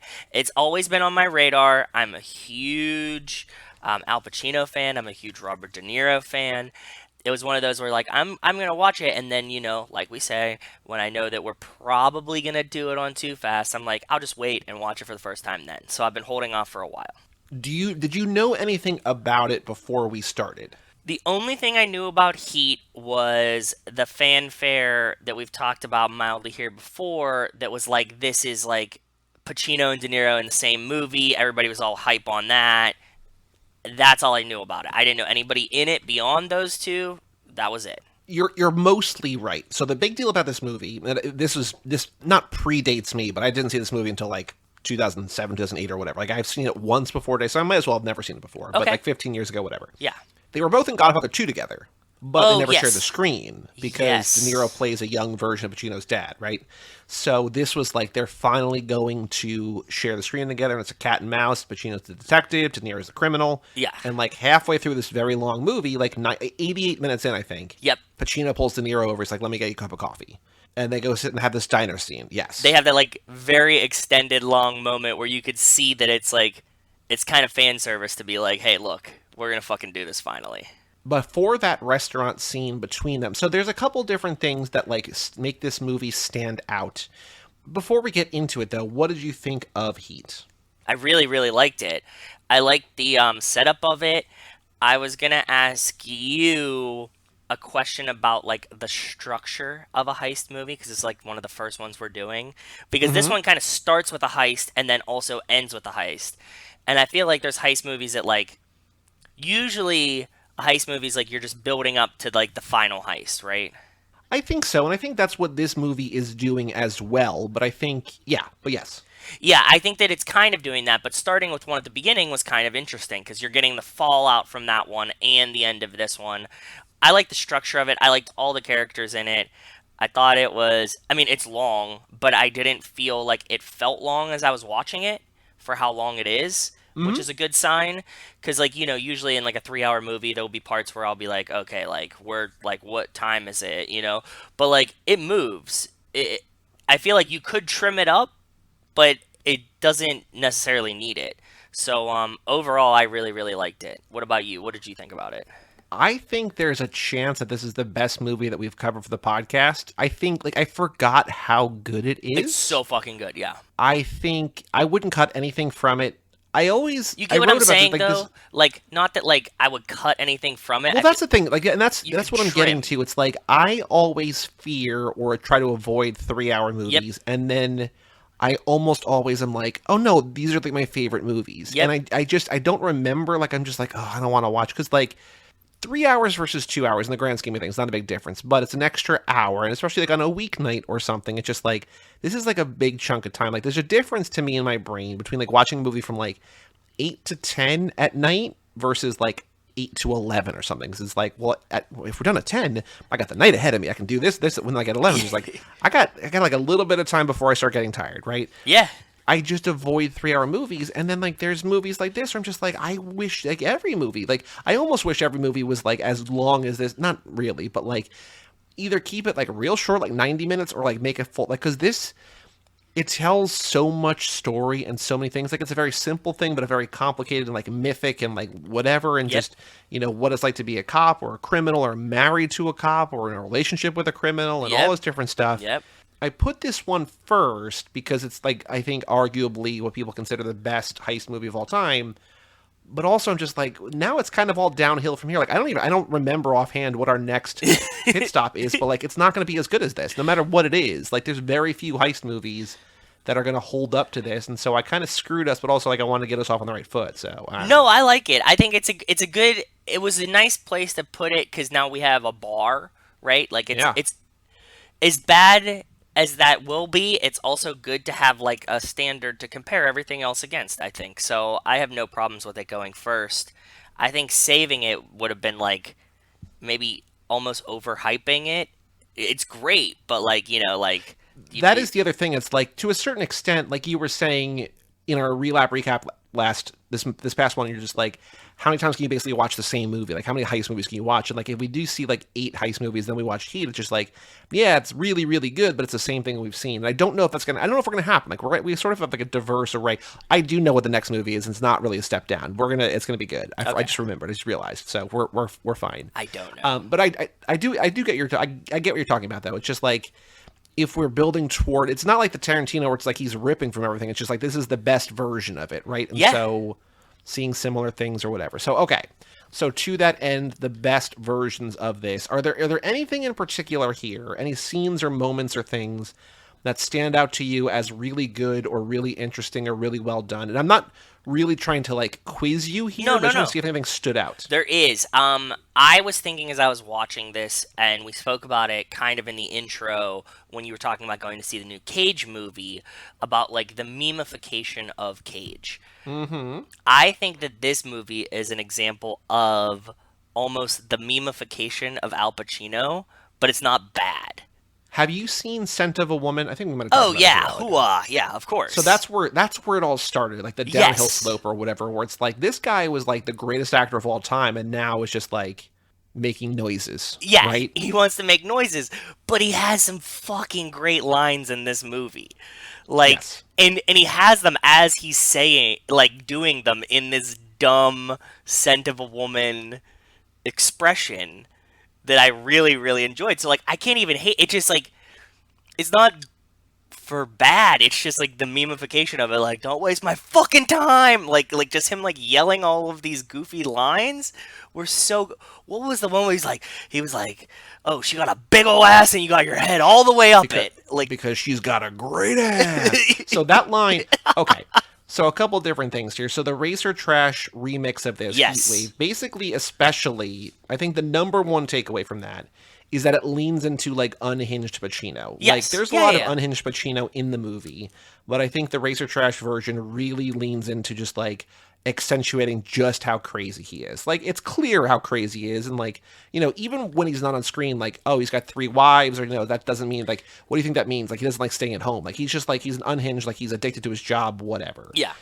But the whole like, you know, grilling Hank Azaria, you know, voice of The Simpsons, about sleeping with Val Kilmer's girlfriend or wife or whatever, and like, you know, you don't know her, of course you know her, you know, you've been calling her all week because she's got a great ass, and like that line was improvised, and so like Hank Azaria is like freaking out on that scene because he wasn't expecting it, and it scared the hell out of him. I Like didn't that's know that. all. That's awesome. And then at the end, after he gets like frustrated as hell at his team for like letting De Niro go, it just says "Bon voyage, motherfuckers." Yep. And just like, I don't know if that's in the script or not, I don't know, but he's like the entire time he's just losing his goddamn mind.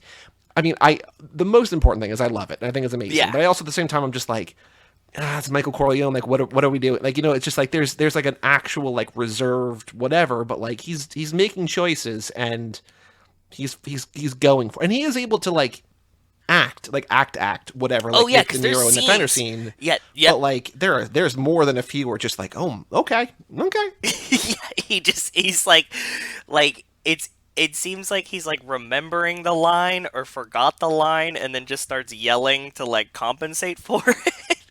But it's great, and like you said, there is a balance here where you get like the scene where he's with De Niro and you're like, holy shit, this is like a really intense moment. Or even when he's like, he has some scenes where he's talking to his wife, that he has these like moments that are like very like deep dialogue, and like you can see that there's emotion, and but like then you get, you know, she has a great ass and just yelling and stuff. So I do want to say, while we're on the topic of great ass, the guy that he's intimidating there is Hank Azaria, like I said, Yes. from The Simpsons. I didn't but know he that. based Moe's voice in The Simpsons on Al Pacino in Dog Day Afternoon. oh, So, I didn't know that. Moe the bartender, and based on That's the a dog. So really cool yeah. fact. Thank you. That's a good one. I like that. Other things that stood out to you, I'm wondering, because there's 2 other things, I think, one of which we kind of already mentioned here. Are you talking about like fast things or just general things? No, general things that stood out to you as like your favorite parts, because there's a couple of different things that have really cool trivia. And I'm seeing if you can lead me to them without me Okay. just dumping trivia. So anything else in this movie that stood out to you as like remarkable or great or like unexpectedly good? Yes. As a scientist, I did not expect to hear Robert De Niro talk about bioluminescence in this movie.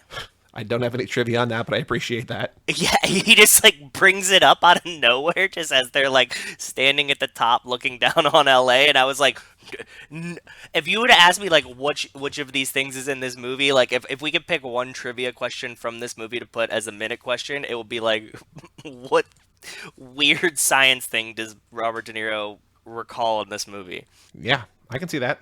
Pacino sits down with a bottle of Jack, close to my heart. I think that he really must love Jack Daniels. And as you know, I love Jack Daniels, because now we have Scent of a Woman, him drinking Jack here. Like, I think that he actually might just, like, drink Jack Daniels. Maybe. I mean, well, I guess we'll get to all of the cameos, right? We'll get to the cast in a minute, because there's the Cast, cast, like just not watching cameos. the opening. Yeah, well, I mean, they're I say yes, yeah, cameos, but I mean small parts, yes. parts of actors. Yes, go ahead. No, but was there something else that stood out to you, or not particularly, or you want to just sort of hit you with stuff? I have some fast connections, and some. Well, we should talk about the biggest fast connection of. I mean, it's in L.A., so that's a fast connection there. But Yes. there's the biggest fast connection of all. Do you want to point that out? Agent Do you recognize it? Agent Markham. Ted Levine. Yeah, he's and he essentially plays Agent Markham. Like this could be his Shaw playing Handsome Rob type situation because he's playing Agent Markham.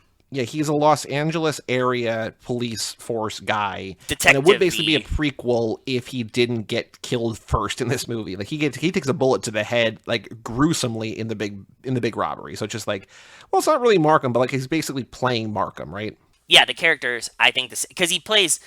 It's not even like he's just a cop. He's like a detective kind of upper. But there is a very distinct difference. Do you know the distinct difference?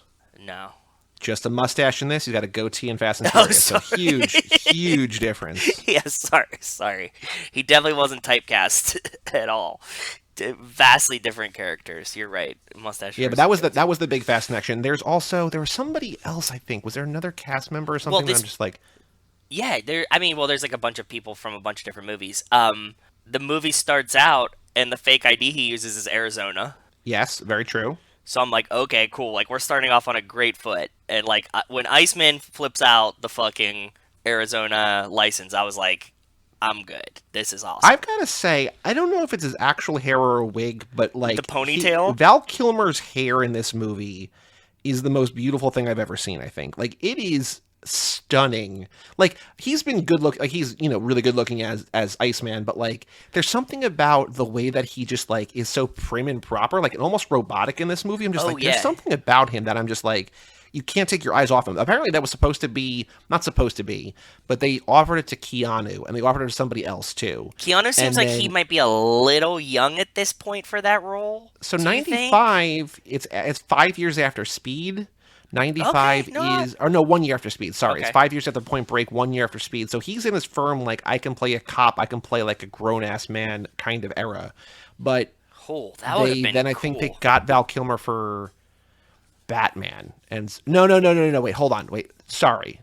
Keanu was originally supposed to play Chris, but they both lost the part. Oh, right. Okay, that's what it was. So he was making Batman Forever. Val Kilmer was making Batman Forever. He's like, I can't do Heat. I would love to do Heat. I can't do both. Okay. And then they're like, okay, Keanu, like you can do. And this other guy, I don't know, Karsten Nogard. I'm sure if I look him up, I can know who he is. But they're like, oh, these two guys, like we could do it. And then he's like, oh, actually, I can do both. They're like, well, we kind of want Val Kilmer, so sorry, guys. Okay. So that's what it was. He was doing Batman because the other thing was that like while he was making this movie, he's like, I don't want to do another Batman movie. I don't want to hide my face behind another mask. I'm tired of this. They offered me $40 million. I said no. And then whoever was recounting that story like laughed about it because like one of the most iconic images from this is Val Kilmer in a mask, like in a bank robbery. So it's just like he's still covered up your face with a mask, right? Like it's a different kind of mask. You're not in the whole movie in a mask, but like you're like no more masks. And then like, what does he do immediately is, a mask, right? So Yep. So in that bank robbery scene, that is like the big. And there's another movie that we're going to do later this lap, toward the end of the lap, called Den of Thieves, which came out a couple years ago with Gerard Butler. And Gerard Butler has kind of gotten this reputation. He's the guy from 300 and a bunch of other things. Yeah. He's kind of got a reputation like, unfortunately, like now we know why, but like sort of like Bruce Willis, where it was like before we knew that he had aphasia, they're like, why is he making all these like shitty like straight to DVD movies? Like he was like this guy who like was like a Hollywood blockbuster leading man, and now he's just like making these weird ass movies. And now we know why Bruce Willis was doing it. But like Gerard Butler has like this reputation of like doing kind of shitty like B or C level. Yeah. Yes. And so Den of Thieves with Ice Cube's kid, O'Shea Jackson Jr., which we're going to get to, I was like, this is going to be kind of like a knockoff. Like people just like, oh, it's like the closest thing to Heat, but like it's actually really good. And so we're going to get to this sort of same kind of like really gritty, authentic, like hard hitting heist movie later in the lap too. Okay. But like the whole like heist in here kind of sneaks up on you. But the thing that there's a couple things about this that that stand out. Okay. Is that number one, the sound, like the actual way that the gunshots sound, they didn't dub that. So like there's almost no green screen in this entire movie. I think there might be like one scene. I don't know what it might be like overlooking. I think it's the overlooking LA one. The city. Yeah. Cause like that looks crazy, right? That looks insane. Yeah, I agree. It's cool, but it looks insane. rather than dubbing in the gunshots, he had microphones placed around the set so that audio was captured live. And so it sounded different because like the sounds that they were actually making on set were being captured and brought in. So it's not like they just have like somebody like adding explosions, adding gunshots to the movie. They're actually capturing what they're doing in real time, and it feels different because it feels more real. And people are like, oh shit, that's awesome. That's very, very cool. But I had a mild problem with this movie, and it's a problem that I've had before, is that like in doing that, the sound balance was way off for me. Like I need a lot more middle. Is that because of your speaker setup, or what is that? I don't know, but like there's some movies that just... Because you have a really nice setup, but it's a 2.0. Like you don't even have a subwoofer, right? You just have a left and right. And exactly. So it might bury things. No, I think that when it has very, very high dynamic range, like I think this movie has high dynamic range. So like everything that was spoken was almost a whisper, and they also do whisper in this movie. And then like anything that was like a gunshot, a helicopter and stuff, maybe it's just like the copy that I'm watching. But then that stuff is like insanely loud, like crazy loud. So that was a me thing. I've had that issue before. I did not have that issue with this movie, but I know exactly what you're talking about, where it's just like you have to like play like DJ almost, where you're like turning it up, turning it down, like based on, and it's annoying. I fully agree with you. I didn't have that issue with this. Okay. So maybe it was just the copy. I don't know, but yeah, I think I know what you're saying. It happens to me, but like, hey man, I put on subtitles and adjusted, right? Like you have to like kind of balance it. And the sound was great. It's just I lost a little bit of that because I had to have it so loud to hear the dialogue. The other thing is that in that scene, the way that Val Kilmer is reloading and the way that they the cops are retreating from De Niro and Val Kilmer and everybody as they're firing out of the thing, like all of that is so realistically done that it's used as like demo footage. Like the Marine recruits at MCRD San Diego were shown that scene on how to properly retreat from while being shot at, while you're under fire. So like they're showing like, hey, like this is like a higher quality, higher production quality thing that we can make. But if you're under fire, like this is how you should get back and like hide. And the same thing with like the way that Val Kilmer is reloading his rifle, he's doing it so like smoothly and precisely and effortlessly. They're like, this is how you do it too. So like, remember when we watched To Live and Die in LA and it begins with Willem Dafoe like basically showing you how to counterfeit money, and they're like, oh boy, like we probably shouldn't show this because like it's so realistic. I remember like, that. It feels like that's kind of what this is too, where it's like, I don't know, it's so authentic that like it almost teaches you the wrong things, but like they're using it like for good, I guess. And it's not like it's just wild that like a movie can be this authentic. I think so too. That's a crazy fact. I would never have guessed that, but that's awesome. The other really major thing that stands out, the thing that people love about this movie, something we talked about already, is that diner scene between De Niro and Pacino. And De Niro is like, I don't want to rehearse it, because if we rehearse, it's going to feel fake. And so they didn't rehearse it. Like what they shot, like what they did is what they shot, what they captured. And he ran instead. So normally, like on a movie, thinking about how they make movies sounds exhausting, where it's like, you have one camera set up and you light everything. So you're lighting Pacino and you're not really lighting De Niro. And he might be sitting there. It might be a stand-in or whatever. Yeah. And you shoot all of Pacino stuff with somebody. He's doing all this stuff. And then like, somebody's like off screen, like, and then what did you say? And then he's like, whatever, right? It's just like, it's the weirdest process. Yeah. But to capture the realism here, they had two cameras set up. And so they had one on De Niro, one on Pacino. And so like them actually, like they're capturing this like natural, authentic thing because they're actually there with each other, talking with each other. So it's just cool that like why that scene stands out is because like they didn't rehearse it. They're just two great actors, like having a human moment. And they're also, capturing it all in the moment. They're not like, all right, we got to do like De Niro's over the shoulder now or whatever. It's just, it's all real in real time, which is cool. Yeah, that's really cool, and something that I don't think about often, right? Because it just, you edit it together, it makes it look like they're having a conversation back and forth. So for them to actually be sitting there having that conversation is pretty cool. And like the dialogue was a little weird, so I was like, oh, this is kind of strange. And now it makes more sense that it was natural, right? Like this is what they were actually saying, because it didn't play like movie dialogue. It did feel a little bit different. So yeah, makes sense. Yeah, it's weird. It's cool, though. And so I don't remember what movie we were talking about. Neptune's Net? Was it Fast and Furious? But we were talking recently about a movie or no, maybe it was Four Brothers. I don't know. Where we're like, if there's like a restaurant or something, because I remember you talked about like the bar in or the booth in Pittsburgh for the Jack Reacher booth, right? Yes, yes, yes. I remember that, but I don't remember the context. Go ahead. I don't know either. It was recent. It was last month or something. Yeah. I don't know. But the restaurant where they shot this is now closed. It closed like 8 years ago. But it was shot at Kate Mantilini on Wilshire in Beverly Hills. And it had heat, after they shot it there, it had heat spelled in neon above the door and a large poster of the actors, and diners could request the table featured in the scene. And the waitstaff were familiar there, and they were happy to seat them, the fans in their famous meeting place. And so, like, we were talking about, like, does a place lean into it? Does a place, like, oh, yeah, like, this is where, like, you know, they don't make any big deal of it, or they just like put a little plaque like this is the Jack Reacher booth. But this place is just like, hey man, come on down. Like this is where Pacino and De Niro had their scene. You want to sit here? Like it's gonna be a surcharge. Who knows, right? But like, Yeah, that's it's just fucking funny awesome. that they leaned into it like so hard. I try to consider like what my dad would do in situations like this, and he would definitely have leaned into it, right? Like if something like happened like that at his place, he'd be like, "Yeah, you could come take pictures here." But I think that's just like the Italian and the tourism kind of way, and I'm glad that they leaned into too, because it's cool. Like it's kind of lame for them to like ignore it, right? Like if you had like this iconic scene from like a great movie, it's like it's different if it's like, oh, it's some like like ridiculous B movie or whatever. But like when you have a movie like this, and if you're like, this Yeah. is where they shot the thing, then fuck it, yeah, like light it up. That's fine And it's by not me. even just the movie; it's the scene from the movie, right? And like, I think there's a wrong way to do it. We're just like, come on down, like you know, we'll do like a speed dating thing. Like you're at the table for like 2 minutes, And you take take a or whatever, picture, but, yeah, like, that's lame. I agree. Yeah, you can lean into it and still like make it kind of classy, which I don't know. This is just based on IMDb trivia. Who knows if it's actually true or not, right? But like, I think that it seems like they did it right, which is cool. yeah, So I'm fine with it. It's cool by me. what else? What else? What else of important? No, actually, it was filmed without a single soundstage. Everything was on location. That doesn't necessarily mean that like they did in green screen, because that scene between De Niro and Amy Brenneman, who plays the wife on The Leftovers. She plays Yep. Justin Theroux's wife in The Leftovers. Yep, the mom. Yep, I totally remember. And I was thinking about her the whole time because like every time they showed her, there was like very bright.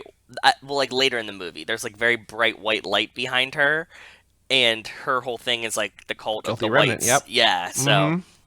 not the cult of the whites, but the cult of the people that wear. Rachel just cackled in the background. Sorry. Yeah, the cult of the whites is something completely different. The guilty remnants. Yes, that was the. So a lot of this movie, and this is the weird backstory, is that a lot of this movie was based on Michael Mann's friendship with a detective in Chicago. This guy who obsessively tracked and killed a thief he once met under non-violent circumstances. So it's based on a real-life confrontation between Chicago cop Chuck Adamson and the real Neil McCauley, which is De Niro's character's name. So like Okay. literally just character named after this guy. So Adamson was a retired cop who had been working, that Michael Mann had been working on and off with since the film Thief, which I don't think we're doing this lap. That I would love to, I still haven't seen, but it's a James Caan heist movie from '81. We might as So he well throw hires it this in guy. somewhere, right? At this point. I think so. There's so many though. That's the issue. Like people are like, Okay. you doing this, and they're just like, we got a lot of good ones. And also the other thing is that like almost all the patrons picked this lap instead of the next lap. Makes sense. Yeah. I could move Haley's pick to next lap. We'll figure it out. I don't know. Okay. But he's been working with this retired cop since Thief, just to make sure that things are realistic, whatever. He also works with him on Miami Vice and whatever, right? So Macaulay, the real Macaulay, was a professional robber with whom Adamson had frequently crossed paths. Scenes like one where they met in the coffee shop, where they basically tell each other that the next time they meet will be their last, and the warehouse sting all kind of happened. And in real life, Okay. Neil Macaulay was killed during a robbery of a grocery store, which is similar to the bank heist shootout by Adamson's team, who were tipped off to the robbery. So, like, there's something about the humanization and, like, the interaction between, like, the cat and mouse in a way that we haven't really seen before, but it's all based on reality. And so the fact that it's all real, kind of real people, is, like, just this crazy twist on it all. Like, it feels such a movie, like a realistic movie. But you're like, no, actually, it's like, it's a real thing. It's like a real fucking story. Yeah, that's wild, dude. That's really wild. I wouldn't have believed that, right? Like if you had me pick, if you're like, this is like based on a true story or like just a movie, I would have picked a movie Yeah, for sure. because it seems so fantastical, right? But I guess the best stories are the ones that are realistic. So Oh, the other thing, so I should have said this before, I forgot about this, but Ted Levine, Markham from... Yep. No, he's not Markham. Sorry, I mean, shit, what's his name? Markham is Dexter's dad. Yeah, goddamn Ted it. Levine plays Tanner. Tanner, that's right, Agent Tanner, yep. So Tanner, Ted Levine, was offered the part of Waingro, who is the guy who turns on him, the Kevin Gage part. He's the guy who, like, kills the cops in the first heist. We'll talk about that later. With the long, stringy hair and the tattoos? Yes. He was originally offered that part, but he felt like he was being typecast, and so he asked to play the part of Bosco instead. So I think because, he played Buffalo Bill, right? Yeah. In Silence of the Lambs, like all these kind of weirdo, creepy killer guys. He's like, I don't want to do that. I'm going to be known for that one thing. And then we see him become, like, the same part. So I guess he kind of gets typecast in the same different... You know what I mean? Like, it's just like I don't want to do this thing because I've already been doing this thing. I want to do a new thing. And then, like, he keeps doing the new thing over and over again, I guess, or what, you know what I mean? So yeah. But the other thing, and I had heard about this, and you can see the footage on YouTube, like the news broadcast of this, but there was this, do you know about the bank robbery, the shootout, the 1997 North Hollywood shootout? Do you know about this? No, what is this? So there was this, like, crazy heist, like a bank robbery in 1997 in North Hollywood. A lot of people were just like, I think they, like, learned what to do kind of from Heat, and, like, all the broadcasts talked about Heat, but both robbers were killed, 11 police officers and 7 bystanders were shot. Like, these guys had, like, these heavy-duty artillery, and they basically were just like, we're going to either get away with the money or we're going to die here. And it is the craziest footage. I didn't watch it again, like, this week, but I saw it, like, a couple months ago, and it looks like Heat, but it really happened in 1997. Like, just, like, look up the 1997 North Hollywood shootout, and just, like, aerial footage or whatever, like, news broadcast footage of, like, just, like, these guys in, like, hockey masks or whatever, like, with automatic weapons shooting at cops, like, in, just on the streets. Not a movie, just realistic. It's insane. Talking about, how fantastical this is, like, it kind of became real in a different way, too. It's nuts. Yeah, that's really crazy. So they, like... So is that what they did? They come out and say, like, we like learned this from Heat, or did they? I don't know if they said that, but, what? like, I think it's hard to not draw that comparison or whatever, because it's just like it's the same thing in a way. It's wild. Yeah, and you're like, even if you don't say it, like, you're still gonna be like, okay, well, if it's like very similar to this, then fucking yeah, same thing, right? Yeah, like if you look here, play this on silent, like, while we watch, but there's a couple of different things. Like if you just search, like this is like a 5-minute thing with a couple million views. This is like a 27-minute thing. Here's the best cut. Like, there's just like look at this third one, just like blood coated on the side of a minivan. Like, this is like movie shit in real. It's just like, it's insane. Like the artillery these guys are using. Oh, it's yeah, crazy. They're like really strapped up, and we're like, yeah. Oh wow, yeah. They were like using the cars as shields and stuff. Holy shit. Okay. It's like they were like tactical, and I don't remember if they were like former military. Like, I don't remember any of the actual specifics, but I remembered reading this, that like some podcast I was listening to or something, like, brought it up because they remembered living in LA at the time and just like how crazy it was. Yeah. And it's insane. Like, it's again, movie shit in real life. Danny Trejo in this movie, playing a character named Trejo. Named Trejo, which I fucking loved. The cast in this movie's great down the line, too. Yes, and we'll get to that shortly. I'm just working my way through the last bits of my trivia. But before he was hired as an actor, he and a writer were hired to be armed robbery consultants because he had done time for armed robbery. Oh, so like, hey, can you come in and, like, make sure that we do this right? And he's like, yeah. And then actually, like, you could probably, you're a pretty good actor. Like, why don't you just... He's done like hundreds of movies because he's like, no one looks like Danny Trejo. I mean, we did the Machete movies on here already, but like, no one's like Danny Trejo except for Danny Trejo, right? So, yep, exactly. One of Christopher Nolan's favorite movies, inspiring his version of Gotham City. It's Tom Hiddleston's favorite movie. So just, of course, people are going to love this movie. Just wait till we get the Letterboxd game. Crazy numbers. Just think big right now. Yeah. But speaking of Trejo, the scene where he, spoiler, gets killed was like in a real apartment. Like, people just like, they're like, hey, we need to shoot a death scene here or whatever. And so they like rented it out and they like recarpeted it. They fixed it all up or whatever. And after they saw the movie, they got curious and they apparently like peeled back the carpet, and like the floor under the carpet was still like dyed or painted, like, or stained red from the blood. Yeah. So like, they cleaned it up to the whatever, but just Trejo's fake blood still in this real apartment wherever in LA, which I think is kind of creepy but also kind of cool. Very cool. I like it. This is the coolest thing, I think. Well, okay, so 2 other quick things, and I will end with the cool thing, and we'll talk about the movie. Okay. So the final chase and shootout is very similar to the end of Bullet, with Steve McQueen. Okay, Where yeah. in both films, the cop and criminal are chasing each other on the runways, taxiways, and other quote unquote off limit areas of a busy airport and shooting guns at each other. This movie is in LAX, and Bullet takes place in San Francisco, SFO. Okay. But the other thing, and this is a movie that I know you like, and I think I'm not crazy about this movie, but the original ending had both De Niro and Pacino killing each other at the end, and like neither really gets away. And they're like, that's too much of a bummer. We kind of need like somewhat of a Hollywood ending. Like we need Pacino to win here. But 7 years later, spoilers for another movie. So if you don't want to have a movie spoil that, I'm whatever.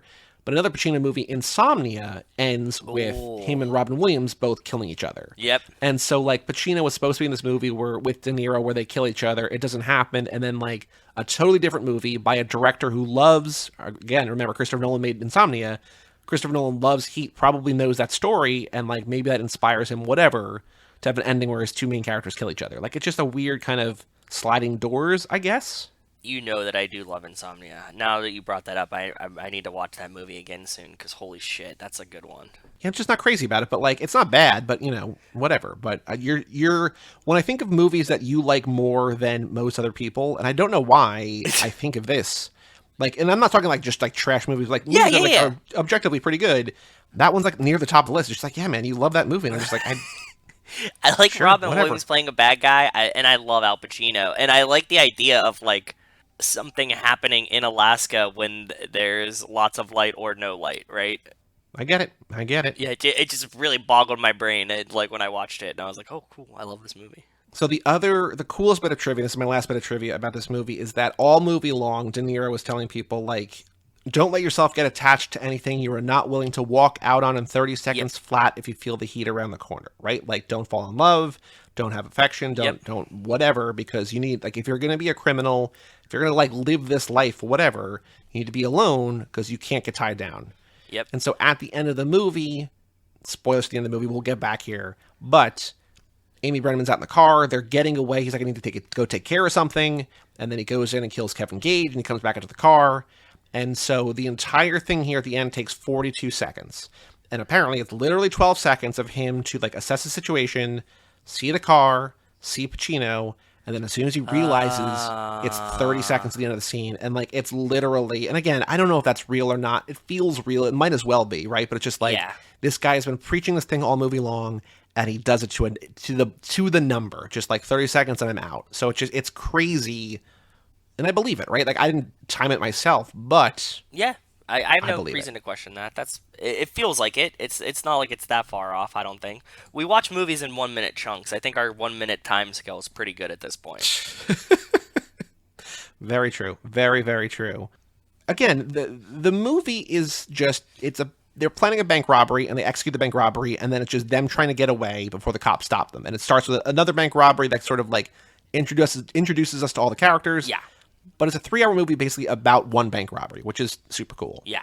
But let's go through the cast, I think, because we've been talking. Do you have more to say about Pacino or De Niro in particular? Don't think so. No, I don't think so. The rest of the stuff is tangential stuff that I can mix in now. So we have Val Kilmer, Yes. who plays Chris Shiherlis, Yes. which is what we're saying was the Keanu role. He's on De Niro's crew. He is dating Ashley Judd or married to Ashley Judd. Yes. Has a child. I think married to, yeah. And I tweeted that, like, just based on the look and the type of role, like, if this movie came out 2 years later, that would have been Charlize. Because, like, she looks exactly like Charlize did in the 90s. It's the same exact kind of thing. And I was just like, I confused myself multiple. I'm like, is that? No, it's not. Because, like, her first movie was 95. There's no way that she would have, like, a role this big that same year. But what did you think of anything more to say about Val Kilmer or Ashley Judd or that whole, like, relationship? I really, really liked Val Kilmer's character in this movie. I liked Ashley Judd's too. Seeing, what's her, Natalie Portman? Well, that's Pacino's kid. Yeah, I know, but like, sorry, yeah, that's right. I was gonna call her a young Natalie Portman. I was we have just blonde about Natalie to say, Portman, but we have young Natalie I Portman. was just about to say young Natalie Portman too. Val Kilmer and Ashley Judd are cool. When I saw your tweet, I started doing it in my head, and it also made sense. Now I'm like kind of distracted with a movie that's Keanu and Charlize as these two That's characters. Sweet November. Yeah, that's Sweet November. yeah, same movie, right? It's basically the same movie. It's, a woman dying of cancer and a bank robbery. It's the same premise. It's the same exact I forgot movie. that they were together in Sweet November. Like, yeah, man, we covered that movie twice, me and Mike, for both podcasts. Oh God. Okay. I remember watching that movie once and being like, not for me. But yeah. It's not. It's there's good things in there, but it's very melodramatic and not said, necessarily not for like me. a campy kind of way. Yes. Not saying bad, not saying good, just not for me. Mm-hmm.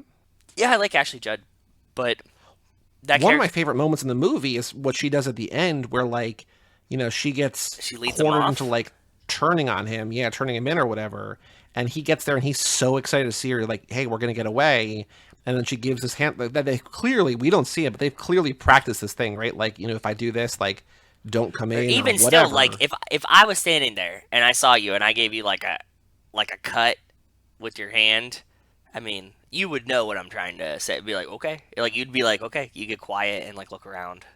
You know? I can see that. But, like, it's so, like, it just shows their connection in that way. It's just, like, that she... And she covered for him, which is badass. Will lie to the cops and, like, never see him again, probably, or maybe, right? Just, like, Yeah, like, that's the father to your kid, and you're like, no, I'll hold it down. That was pretty badass. I like it. Yeah, and also, like, she's been cheating on him, right? She was sleeping with Hank Azaria. Like, they don't have, like, the best relationship, and, like, Pacino kind of scares her straight, like, if he fucks up one more time or whatever, like, I will introduce you to the man of your dreams, like, I will make that introduction, but, like, you're gonna give him one more shot. Like, not exactly his, like, he doesn't have the right to do that, but, like, also, it works, and, like, he kind of messes up in a way, but yeah. But it was also like she knew what was happening, but he was also protecting her from it.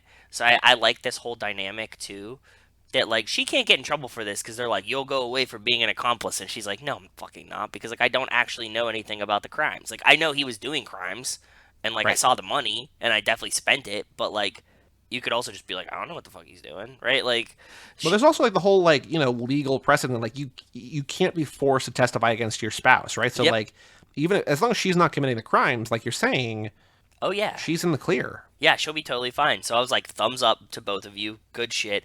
He's one of my favorite characters in this movie, for sure. Because I mentioned this very briefly earlier, but like as much as this movie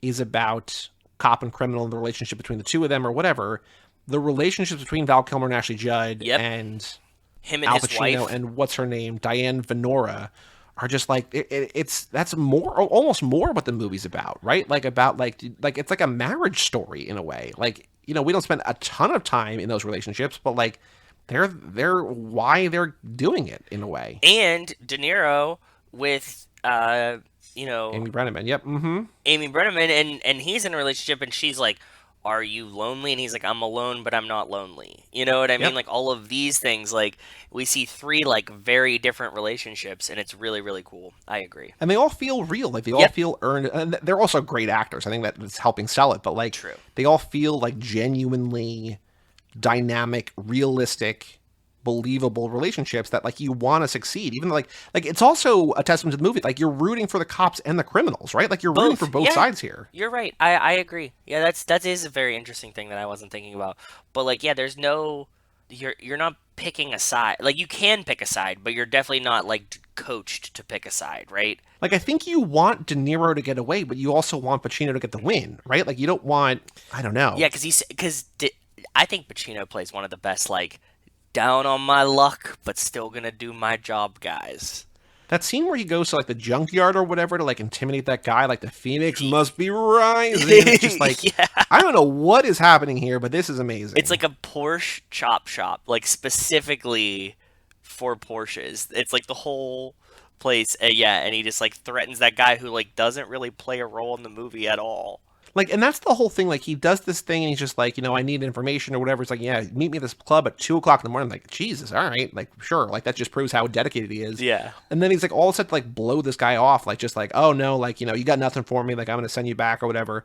And then he just says the word slick, and just like, that's the word I've been, like, and that's like the least believable thing, I think. Just like, why'd you say slick? It's like, well, all right. But, like, he needs to get in somehow, and just, okay. So it works. So the intimidation works, I guess, in the long run. When we're talking about things that you're like, things you would like trim from the movie, like, do you really need the scene for him to find that guy to find out that that's this criminal? Well, I think if you don't have it, it just becomes like every other movie. We're just like, oh, like you got like a clue, and like this feels like he's doing the police work that like sort of seems like it sucks. Like I don't know boots if on you the need to see it, ground. but it makes it feel realistic. Yeah, like it's like things that like other than The Wire, you don't see anywhere. You just said that, and I just thought The Wire when you said that. Yep, I agree. Because like it's a different thing, and like that's a much slower thing. Because it's even though this is a slower thing, a 3-hour thing, but that's a 60-hour whatever movie basically, right? Where like, but I can't imagine how much of The Wire was influenced by Heat because it's like A lot. it's real police. Yeah, actual police, yeah. Then we got John Voight, who plays Nate. Which, now, driving around in John Voight's car. Yeah. But it's not the real John Voight, right? Like that's the joke of it. Dentist. Yeah, he's a dentist. He takes the pencil. What was his role? Like De Niro's kind of like advisor or like hookup guy or like negotiator or something? Yes, and now that we do this, can we kind of like segue into who we'd pick from our heist teams? Because this is like Sure. a big role of what I was thinking. That yes, he plays like the older confidant, like a guy that's like still in the game but not like doing heists. You could see that he probably like did a bunch of heists when he was a younger guy, but now he just like facilitates like passports and escapes, is like the liaison kind of. And as I'm watching this, I'm trying to pick somebody for my heist team, right? Yeah. Mm-hmm. From this crew. And we said in the intro that we both picked 2 people. We both did pick 2 people, and obviously I have a primary and a secondary. that exactly the same. Okay. I think like the obvious and primary choice that's very hard to argue against is De Niro, right? Okay. I think that he has all the planning skills. Okay, he has all of the physical skills, and because he has this relationship with John Voight, I can see him taking that place and being either the John Voight or the Charlize's dad in Italian Job type situation where he's like, he could pass the torch, right? Where like he was a leader, so he'll give you the leadership skills, but he also doesn't need to be a leader, and he could be like second tier leader. You know what I mean? Yeah, I can see that. Like he'll be a beta, but not in the beta condescending internet way, right? He's like, I don't need to be the leader of this crew. Like, I'm just happy to be a part of the team. Yeah, I think like if we get him from here, but you put him on a team now, he'll be a little bit older, but like he'd have all the resources and all the planning skills. He could even be the man behind the chair. He doesn't need to do the physical stuff. His mind stuff won't go, right? Like he'll have that. So you're taking De Niro as Neil McCauley as your pick. Okay. But basically for the John Voight role eventually. Yeah, that's my foresight. Yes. Okay. Okay. But I think my other character that I really, really like from this, and who I think shows all the attributes and things that I do like in my heist team, will be Val Kilmer. Because he's like a soldier. He's very, very loyal, right? Like he even comes back for his wife. He can read people really, really well. Like to, get the hand signal, like he plays well. He doesn't cause a lot of trouble. Mm-hmm. Yeah, so I think he would be my secondary pick. But I don't really have like a which one would go first. I think I kind of have to take De Niro, like I said, because I think that his like all of his planning skill and his attention to detail is so good that like you need that guy even if he doesn't actually perform anything. Just be like, hey, look, this is gonna be our plan. Can we run this by you? And he's gonna be like, well, what about these cameras? And like, what about this? And like, oh, and Val Kilmer, not only does he do all of the heisting things like guns, blazing, things like that, he also like runs the drill, sets up the thing, changes the so like that's very invaluable. So like he's not just like a run and gun guy, like he has like those abilities too. So I'm torn, but what are your 2 picks? Well, those are my 2, but I did the inverse. I have Val Kilmer as my number 1, so this is going to work out well. And as a rehash, the first one we had Letty, Jesse, and Vince, and the patrons chose Letty of the 3 of those. Yes. But so I thought De Niro, again, obvious choice. He's a mastermind. He's a seasoned professional. I think his encyclopedic memory of other people he's seen, like when he points out the guy from the State Farm or the All-State commercial. Yep. What's the actor's name? I was thinking of him from Major League. He's the same guy from Major. Is he from Major League? Dennis Haysbert. Yep. Okay, cool. Yeah, that's what I was thinking. Go ahead. Yeah, he's been in a bunch of stuff. But yeah, he sees Dennis Haysbert at the diner. He's just like, you recognize him? And Kilmer's like, no. He's like, that's the guy from D Block or whatever, right? Like, he remembers everybody everywhere. That was actually another thing. And my third pick was him because he could drive. He knew how to work the radios. And having a cook could be pretty invaluable. Like, somebody to make breakfast and stuff like that. Like, there's a lot of time that you're going to need. Because Leo and Santos can't. Yeah, we know that they can't. You're going to have times you're going to be on the lam, and having somebody there that's been like working as like a line cook could be pretty invaluable just for like morale, right? Like, yeah. And you're going to be hungry. So like, I was like, okay, so he's third tier. I get that, eventually all of these people die. I was like, I think he's a pretty decent candidate. That would be like, if I could add like a I don't think we know enough about him. Yep. I don't think we know enough about him to eclipse exactly. the two, but I agree. So De Niro, mastermind, professional, encyclopedic memory. He knows when to walk away. It's all this good stuff. He lives by this code or whatever. Except what tips it for me is that in the end, and this is the flaw in not the flaw in the movie, but the flaw in his character in the movie, is that he has the getaway, he has the girl, he has the money, he's got the clean, he's escaped the cops, all this stuff. And he has this bloodlust, he has this vengeance. And so there's the element, again, this goes back to the Vince thing, like he's able to successfully pull off the heist, there's no question about that. But it's the long-term ramifications, we're just like, you gotta let sleeping dogs lie. And like, as cool as he is, there's that thing bubbling under the surface, which is like, I can't let it, he wronged me, I need to go fix this. So like, that one moment, I'm just like, I don't know. So here's the Val Kilmer thing. So I think he's very competent. Wrote down a diverse set of skills, what you're saying. He's the thieving, the shooting, the lockpicking, the drilling, all that stuff. Yep. He's got something to motivate him. The wife, the need for money, all this different stuff. There's also the thing where when De Niro's like, this is too risky, we're not going to do this. You got a wife, get out of here. And he goes, no, man, the bank is worth the risk. I need it, brother. And it's like, even though it might not be the smart thing, he knows he needs to get it done. His loyalty is there. And I think that Val Kilmer's Chris, I got to say here, whoever the patrons pick, I don't care. This going into the tie. I think they're both great picks. I think that I'll choose Val Kilmer because between the two, if you're like, I got to pick, Trejo, I'm like, all right, I'm going to pick Val Kilmer. Like, I would have let De Niro still stay on the board. Yep. Like, Kilmer's my number one. But if you went Kilmer, I would have gone De Niro. So I think they're both great choices. I don't care who wins. I don't care who loses. To be fair, no shade to Fast and Furious 1, Letty, Jesse, or Vince. These two are going to be like, I'm working with this fucking clown, right? Like, what are we doing here? Yeah, any of the other three that we picked, they're like leaps and bounds above them. Yes. The thing with your disagreement with Robert De Niro, I think Val Kilmer kind of does the same thing by going back for his wife. It's like a balance of like loyalty, right, versus revenge. Sure. But he does drive off though. Like he's just like, this is not going to work. And so he puts into effect. He's not living by De Niro's code, but he acts on it in the moment that matters. Yeah, the intention is weird though, because it's like, is he saving her or saving himself, right? And we'll never know, which is a cool part of the movie. But yes, I think that it's between those two, and I could coin flip for either two. In the movie, I was really, really heavy leaning Val Kilmer.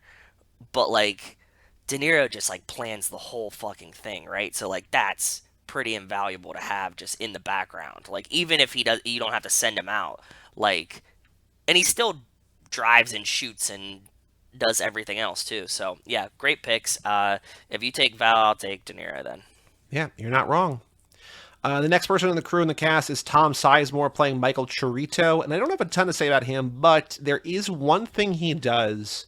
And I don't exactly know why he does this, but I can't stop thinking about it, is that when they're at the diner, they're at a diner in a lot of this movie, but after the first heist, when they steal these like $1.2 million in bearer bonds or whatever, and Kevin Gage shoots and kills two of the three guys, and then like Kilmer kills the other guy because he's like, what are we going to do? Like, we can't let this other guy walk. We got to, whatever. Yeah. So at the diner, and Kevin Gage is sitting there, and Val Kilmer's across from him, and Tom Sizemore's next to Val Kilmer, and they're waiting for De Niro, right? And De Niro comes in, and I can't stop thinking about this, and I don't know why, but Tom Sizemore stands up and like moves the bar, moves like the counter, the countertop, and then lets De Niro sit, and then he takes the seat back down. It's like he like stands up to like let a lady sit down like in old-timey England or whatever, but he's doing it for his boss. And I don't know what that is, but like it's such a particular choice either by, the screenwriter or Michael Mann. Is it because the inside seat was next to the window? He's sitting across from De Niro. Like he doesn't have to get up at all. It's he just just a respect, chooses to get up. Like I'm gonna stand before the lady sits. Yeah, like you're saying. I think so. That's I don't know weird. why he does it, but I'm just like, it's great. Yeah, it's cool.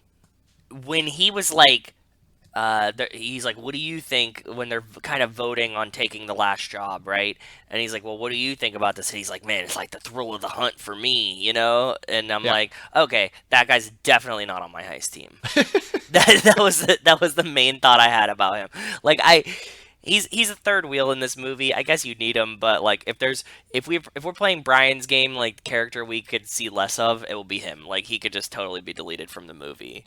I do like that he's good at what he does or whatever, but he's like a little bit of a loose cannon. Like he doesn't, like Kevin Gage is the real loose cannon, so I think by comparison, he seems okay. But yeah, you can't have a team of all De Niros because like that just doesn't exist. Exactly. But, yeah.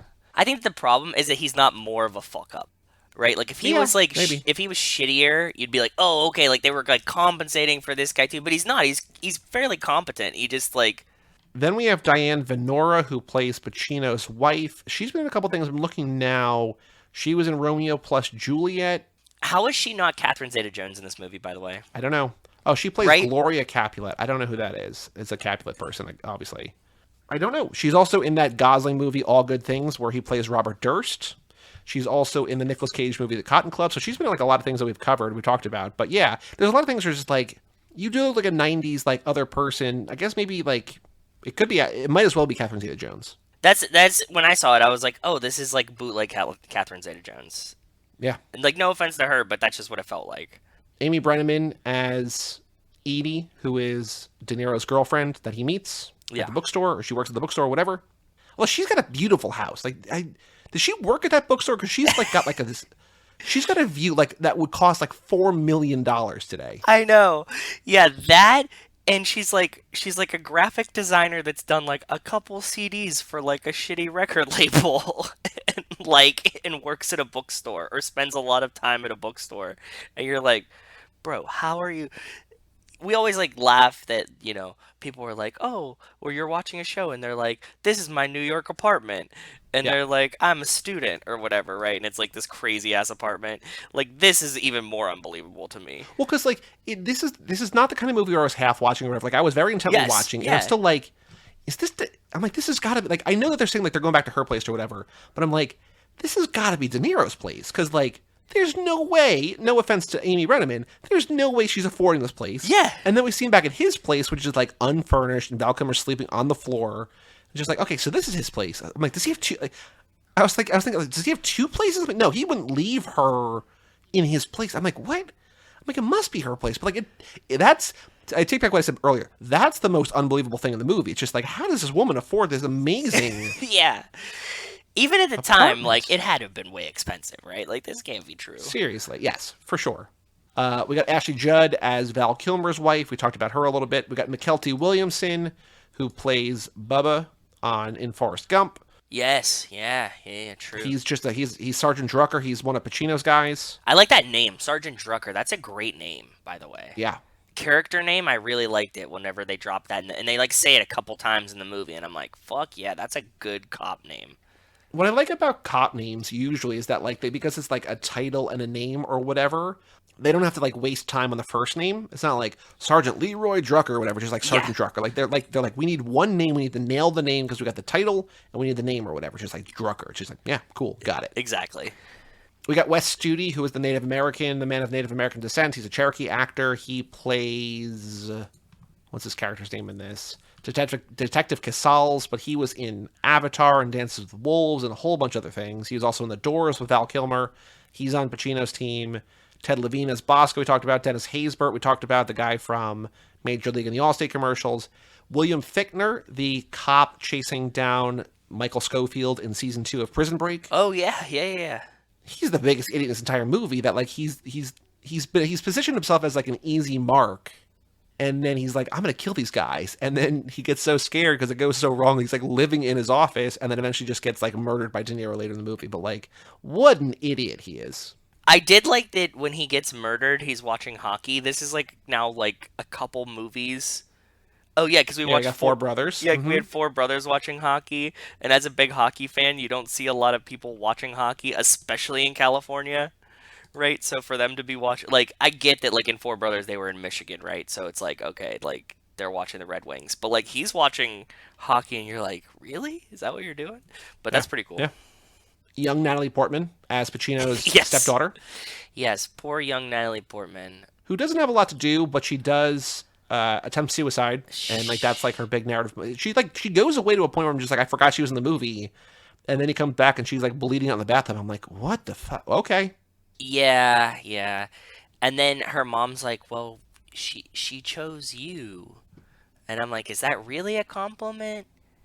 But you're kind of saying it like it is one. I don't understand." And something that affects the movie, but like it's definitely a role in the movie, but like you could trim in my opinion. You know what I mean? Like I think there's something to the like it's the thing that's keeping Pacino with the family because there's like at the hospital he gets a page and we don't know what the page says, but like he sticks with what's her name, Justine, because he's like, I can't, like, I'm here for her, and like even though they're having trouble, like I think that there's something to like she's used as like a prop basically, but she's there to keep their relationship together. So it kind of sucks, but it's also like I see a point that she's in the movie. I don't know. yeah, I get it. I get it.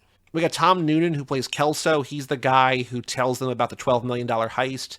Did you recognize this guy? Because he's been in a couple things. Do you know Tom Noonan? No, let me look him up. Spell it. Say it for me again. Tom Noonan.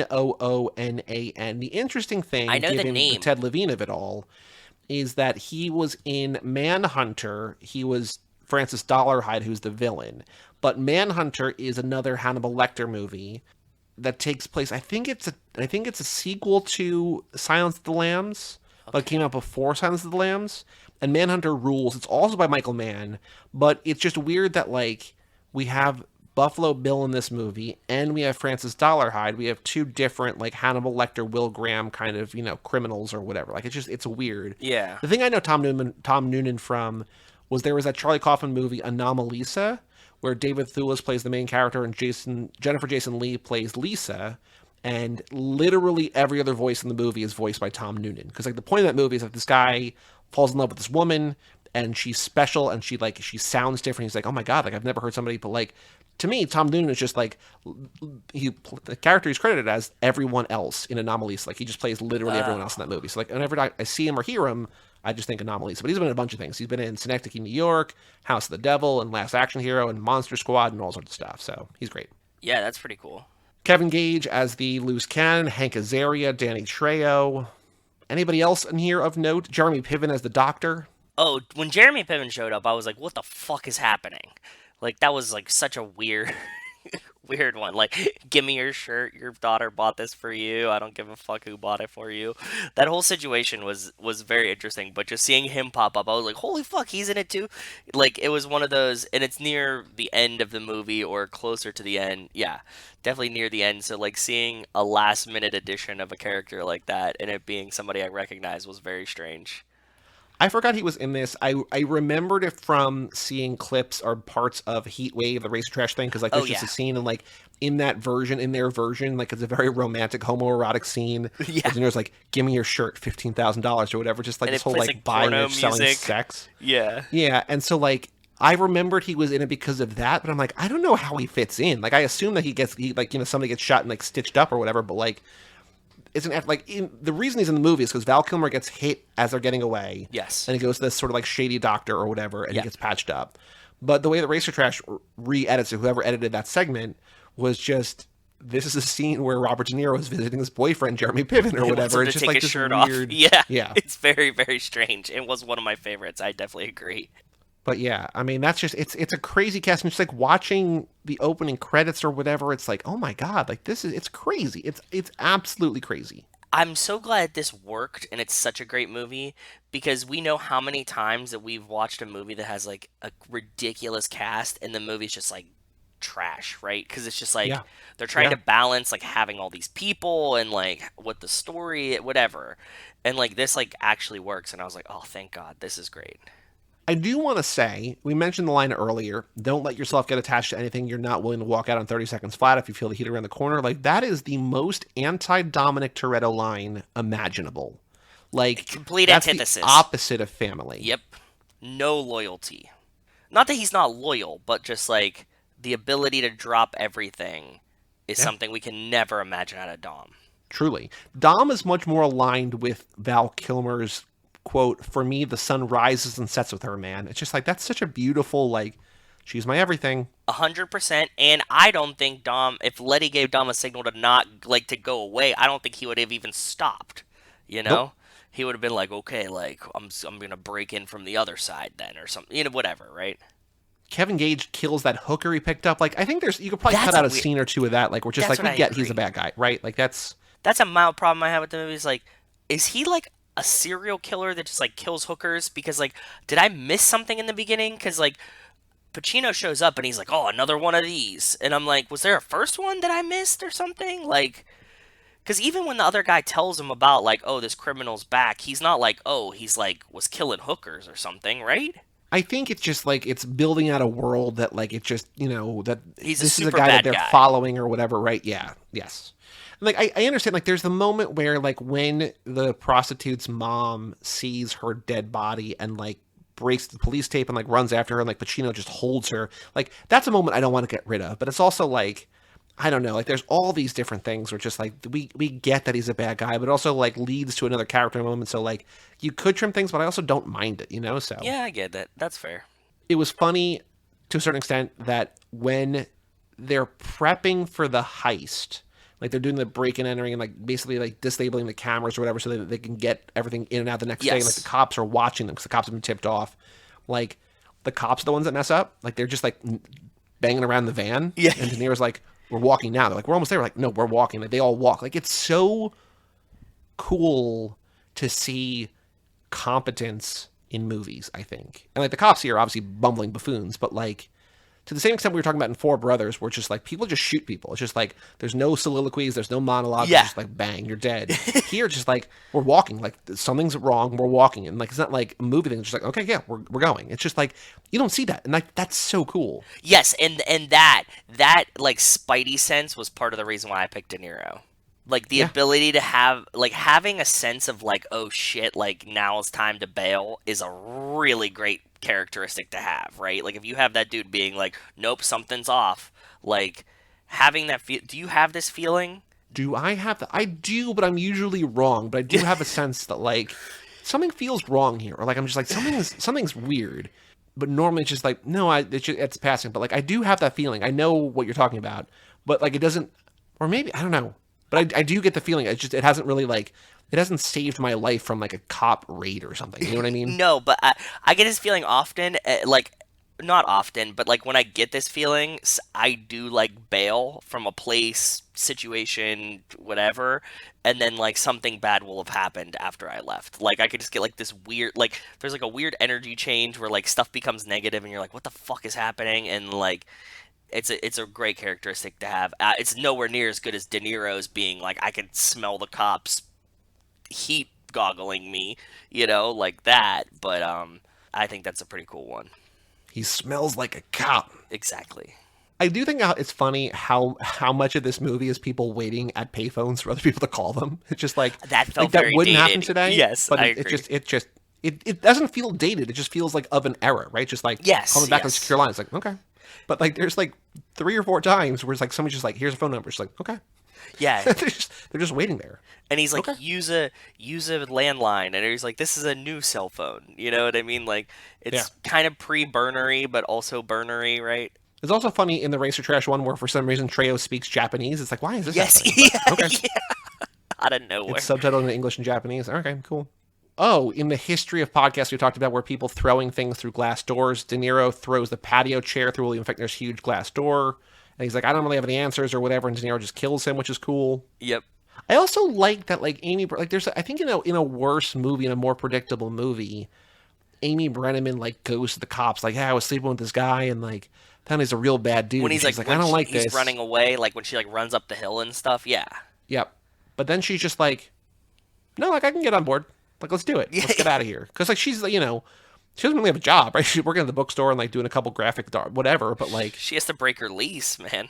Also, I was saying about Val Kilmer, but like De Niro is really good looking in this movie too, right? So like if you're just like this guy who like has millions of dollars and like looks like him and acts like him and whatever, like yeah, leave your life, go with him. I definitely would. And like he doesn't seem like a bad guy. Like he's not like beating her, you know what I mean, or like bringing this like into her life. So he's a criminal, but it's kind of victimless crimes. Like I guess he has to kill people, but like he's not trying to. He gets mad at the other guy for killing people. Like he's just trying to like rob banks and shit. And like even the one he's like, oh, like all these bonds are gonna be insured, so like they're gonna get their money back. Like nobody gets hurt here. And like, and when he walks into the bank, he says the same thing. He's like, "Look, we're not stealing your money. We're stealing the bank's money. The bank, you're gonna get your money. Don't worry about it." And he says something like really weird, like, "If you have a heart condition, like make sure you're sitting up." And like if you need to, if you want to lean against the wall, go do that now. Yeah, yeah. I was not like, monsters here. Yeah, that's what I was like. Oh man, like this is really well played. Like you're doing good, man. The other thing I wanted to say was at the very end, when De Niro is bleeding out in the fields around LAX, he just says, I told you I'm never going back. And that's a Dominic Toretto thing. Like, 2 years in Lompoc, I am never going back, right? Like, he's never going to go back to prison. And, we don't see Dom, like, bleeding out somewhere, like, choosing death over, like, life on the run or a life in prison or whatever. But same mentality. Like, I've been there. I've done that. No interest. Yep, exactly. I agree. Do you think that Dom and De Niro could get along in a crew? Yeah, I think so. I think there'd be mutual respect. I think they have different mentalities, but I think that they're both professional enough and good enough at what they do that they would respect one another. I think so too, and I think that you would even get like Hobbs to have respect for De Niro. I also think that if it was De Niro and De Niro and Dom in the same scene, neither might talk. Like they might just sit there silently. Yeah, like just working separately. Like De Niro has blueprints, Dom has a car that he's wrenching, and like both of them could just coexist without having to be buds. Yeah. Yep. I think so too. Any other notes? Any other thoughts about Heat? They mentioned Whittier, California, like something like the car was stolen from Whittier or something like that, and I was like, well, there you go, right outside of Thermal, right? Mm-hmm. They go to the shipping container place, like when they're there. Is that like the same place, like Rogers on the side of the truck? It might be. I don't know. There's probably more than one dock in LA, but like it might as well be, right? Yeah, that's what I was thinking when I was watching it. I was like, oh, like shipping containers, huge crane, and they're standing in the middle of it. This could really very much be the exact place where they put the Rogers truck on. And last thing was, as they're in the giant shootout, one of the scenes, like a part of the scene, they're shooting at like a hardware store, and it's just like grills and charcoal behind them. And I was like, oh no, we need those for the barbecue at the end. Don't start shooting up all these grills. But they just like blasted through a bunch of Webbers, and that was sad. Also, with the amount of King of the Hill I've been watching, I've just got propane and propane accessories on the brain, so not charcoal.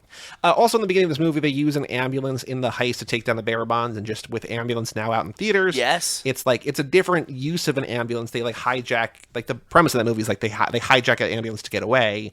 This, they're using one to sort of like blend in or whatever. But I'm just like, oh, ambulance and a heist, pretty cool. Pretty cool, yeah. We also watched Heat.wav, which is available through the Internet Archive. Racer Trash uploaded all of that there. We can link it in the show notes. I think we cut in some of those things, but I have a couple other notes. But anything else?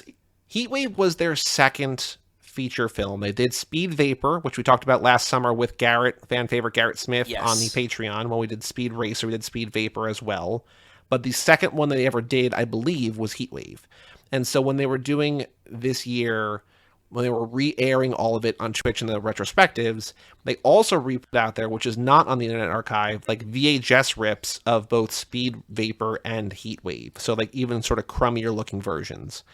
But what did you think of Heat.wav? Any other things that stood out to you in that we have not talked about, not covered yet in this episode? I liked Heat.wav. I like all these Racer Trash things. They feel very, disassociative. But that's like the point of it, right? Like that you're just like in and out of it. The only other thing that we didn't talk about that I really liked was when he says, what does he say? Oh, yeah. When De Niro's talking to the lady from The Leftovers, and he's like, like she's like, where are we gonna go? He's like, New Zealand, and it's like New Zealand, like kind of Yeah. like Orlando from Book of Mormon. I got a big chuckle out of that. The take your shirt off being like a love scene was awesome, and but overall, yeah, really really cool. I just love everything about it. So As Racer Trash went on, they became. I think just objectively, the movies got better. Like, I don't think that this is necessarily like. I think this is not that it's bad, but I think it's one of their worst ones. And again, it's still great, still worth seeing. But I think like as they They're got on, they just got like artsier and weirder finding- and better and funnier and everything. finding their footing, I get that. Yeah. Yeah, like some of the other ones that I watched are like are more on the edges. Because I think what's interesting about the ones, and to that point of them being on the edges, is that like they're taking a lot of movies and kind of making them cooler or weirder or more interesting. But you take a movie like Heat, which is like universally acclaimed, successful both critically and commercially. Yep. And like you can't make it cooler, so like they just kind of like make it goofier at some points. Like the shootout, they're like it's Nerf or nothing. Like every time I shoot a gun, Oh, like yeah, it's the duck Nerf. quack. Yep. And I'm like, it's funny, but I'm just like, I kind of would rather watch Heat. And now that you told me that all the sound effects were real sound effects and then replacing them with like Nerf gun sound effects makes It's that really funny. Yeah. But the other thing that I liked about this, which they also, I just watched Alien times 5 or Alien, which is their version of, you guessed it, Alien. In that they have like a segment at the end where they just do like a segment about the movie The Thing with Kurt Russell.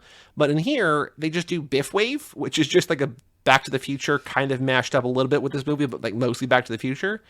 And the backstory from that, what I gathered from either the Discord or the live streams, was that one of the racers, one of the editors, really wanted to do an entire Back to the Future, and they're like, we're not gonna, like, what are we gonna do with Back to the Future? He's like, all right, I'm gonna do Biff Wave then. So they just made Biff Wave, and so the closest they ever did to Back to the Future is just like the 5 or 6 minutes of Biff Wave toward the end of Heat Wave. So, you know, if you want some Back to the Future weird cut up like Racer Trash, for whatever reason, it's in Heat Wave. So go check out Biff Wave.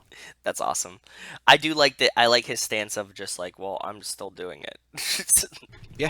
I respect that. Fuck it, guy. I'm still going to do it. Yeah. The only other thing, and has nothing to do really with this movie, but there is a joke that Jim Gaffigan, do you know about this or no? Jim Gaffigan has a joke in his Comedy Central Presents from like 22 years ago that every time I think of Heat, I think of this joke. And What? two Tell people me. that I follow on Letterboxd, including Garrett, have this in their thing. So like I'm not alone. But like in 2001, 2002, whatever, Jim Gaffigan is a special. Okay. And he's like, I'm always late to see movies. And like my friends get really tired of it. He's just like, hey guys, I just saw Heat. I want to talk about Heat. And he's like, Heat? We saw that 6 years ago. He's like, yeah, but I want to talk about it now. And so it's funny to me that like in my brain, that joke is still timely. Like I want to talk about the joke from 20 years ago. Yes. About the movie from 6 years earlier. Because it is like the kind of movie where it's just like, holy shit, I need to talk about Heat. And people are like, yeah, I haven't thought about Heat in 6 years. Like, I've thought about Heat in 25. Like, I'm not watching Heat now. Like, what are you talking about? Yeah, but we're it's just past funny that. that like, I saw Heat 6 years ago. So it's a perfect joke. I do love it's wonderful. it. That's good. Okay, let's watch the trailer. This is Heat Trailer HD 1995, posted by Face Off. Ooh. I like Jim Gaffigan. Did you ever see like when he gets drunk and starts like rage tweeting and his wife starts like yelling at him about it? Because like he's like doesn't swear in his house and stuff, right? Right. Yes, I saw he had a show. He had a special, or not a special. He had a TV show. He and his wife co-created, which was great for like a couple years on like TV Land or something. It was like a weird channel, but it was really good. I have never seen him get drunk on Twitter, but that sounds funny. This is posted in December of 2012, 1.1 million views. Let me know when you're ready. I'm ready whenever you are, brother. 3, 2, 1, play. If this isn't the coolest trailer we've ever seen, somebody should get fired retroactively. Yeah, Regency. Oh yeah. Yeah, there. Yep. Yeah, it's good. It's also so 90s already. Oh yeah. Of your prey, and then you hunt them down. But This- that's the only thing you're This needs to be on the beginning of a different VHS tape. Where I gotta be. Well, I told you the story about like how Larson Yes. loved that trailer for Street Night on the Passenger 57. Like, yeah, this is a real trailer. Street Night's just like a goofy, campy trailer that's great, but I agree. This should be on every VHS. Because I spend all my time life's a chasing disaster guys like you zone. around the block. I do what I do best. Oh cool. I take scores. You do what you do best. Trying to stop. That was a very Sopranos scene where all the criminals and all their families were out to dinner together. Yes, I agree. Like kind of flaunting just like that big ass ring that he bought.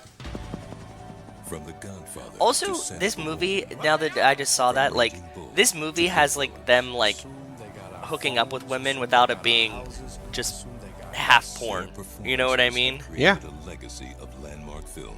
I want full severance. Although that scene where like Pacino and his wife are kissing, I'm just like, this doesn't look real. Like it looks like they've never kissed before. It's like this weird. And he like licks her face. Yeah. Yeah, the scene is like intimate and like they're just like they're comfortable together. But I'm just like, nobody kisses like that. Like what is? Bank is worth the risk. Bank is worth the risk. 12.2 million. You're up. This crew is good. The key was really weird too. It was like all circular when he put it in the vault. I was like, this is really strange. You're fugitive number 1 with a bullet. I'm double the worst trouble you ever had. Oh, he made the trailer. Damn. I won't like it, but I'll tell you, you are going down. What if you do got me? Oh, so they did. It's a lot of this dialogue from the restaurant Diner. scene. Yeah, I think like the whole selling point is like it's Pacino and De Niro together for the first time, really, like on screen together. Yeah. So it's like, hey, we're not like it's not like they're like passing like, hey man, what's up? Just like no, like there's like a meaty scene. Yep. Val Kilmer in a Michael Mann film. Heat. Yeah. Yeah, that movie's Cool. badass. And the trailer's badass too.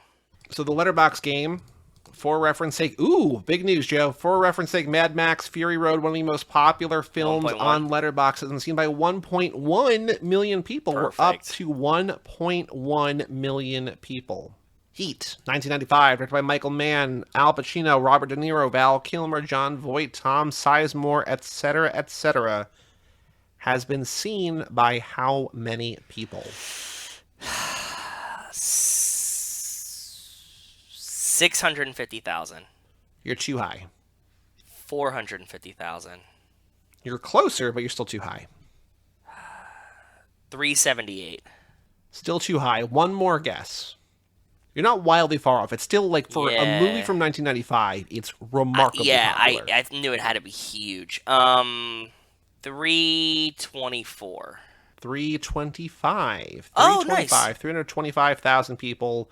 Average rating of 4.2. It's the 240th highest ranked film on Jeez, Letterboxd. That's pretty intense, actually. That's most common a 4, then a 5, then a 4.5.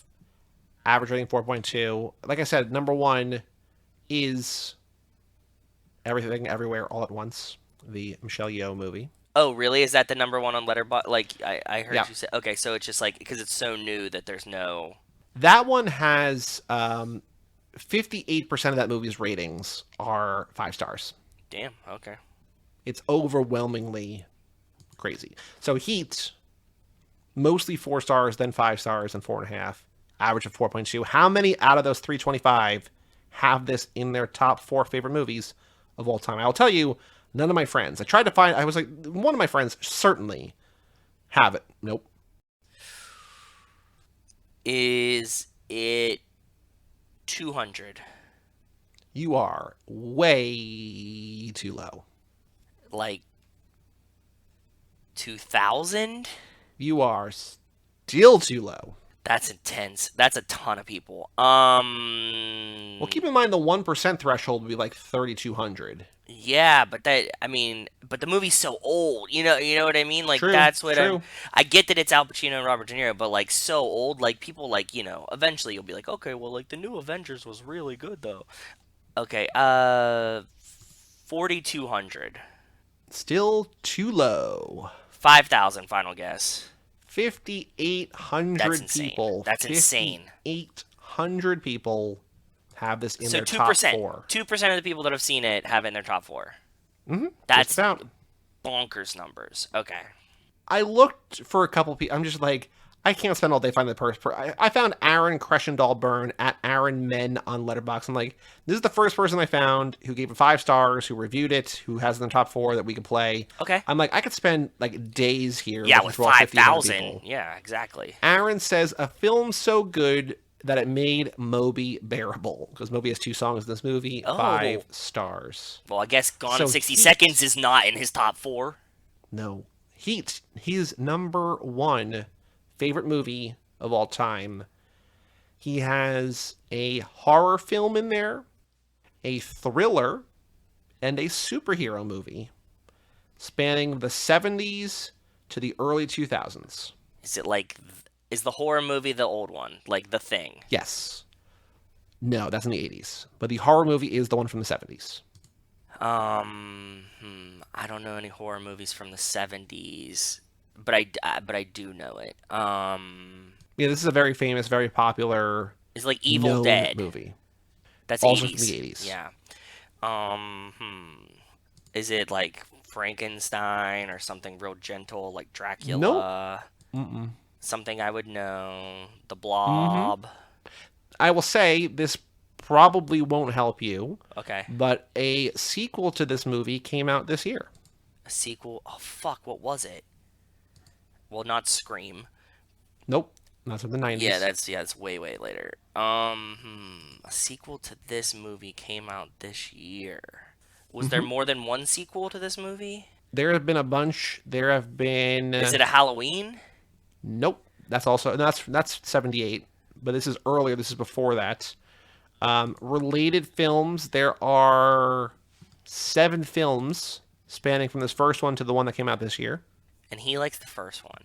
What the fuck came out this year? Is it like Freddy Came out straight to Netflix this year. straight to Netflix? Ugh. I never check Netflix movies. I don't. Is it like one of the big ones, like Freddy Krueger, Jason? No, predates all of those. Predates all of those movies, all the slashers. And there's like 7 of them. There are 7. There's this one. Then there's number 2. Then there's The Name of the Guy, number 3. Then there's The Return of This. And Is then it there's Hannibal? one that was... Nope. Then there's a reboot called 3D, and then another sort of reboot sequel-y thing named after the main bad guy, and then the new one is just the original one minus the. I don't know. What is it? The Texas Chainsaw Massacre. Fuck. We watched Texas Chainsaw Massacre for the first time this Halloween, actually. And I really enjoyed it. I haven't seen it in a while. I really enjoyed it. It's like, it's pretty campy, but like it was actually kind of fun. I liked it a lot, actually. I didn't know that it was in the 70s, though. 74. Yeah. Okay, cool. His number 3 is one that we've done recently. We've had recently. We didn't do recently. We've had recently in this game. There's a big knife on the poster, which I think is the clue that I gave last time. That's why I said it again. Directed by a woman, which again I think I said was surprising last time that this movie is directed by a woman. Big knife on the poster, directed by a woman. A movie that I believe you love, that I think was also... I'm trying to remember the clues that I gave last time. A major character from Morbius is in this movie. That's not really going to help you. Jared Leto? Mm-hmm. Jared Leto's in it. Giant knife. I'm going to give you the same quote from the movie that I gave you last time. Please tell me again. Maybe I'll remember it this time. Doubtful, but I'll try. Eggshell with Roman. Nice. What? Eggshell with Roman. Nice. I don't remember. Maybe I didn't see this one last time. Was this the one like John No, was you've carrying definitely seen this me? movie. You love this movie. What? I was like, was this the one that John was carrying me in? No. I don't remember when we had this. Is it Brick? Nope. Knife on Here, that. the main actor in this movie is probably best known for a role that a character from the movie we just watched and talked about is also really well known for. Somebody from Heat is really well known. For a particular role that the lead of this movie you're trying to guess also played. And Jared A Leto's character in from it. Heat. And Jared Leto's in it, yes.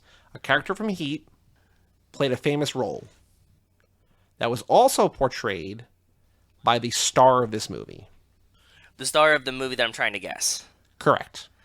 Okay. Based on a book. Based on a book. And in a way, not even in a way, The role that they both played is also based on a kind of book. Ugh. What genre is the movie?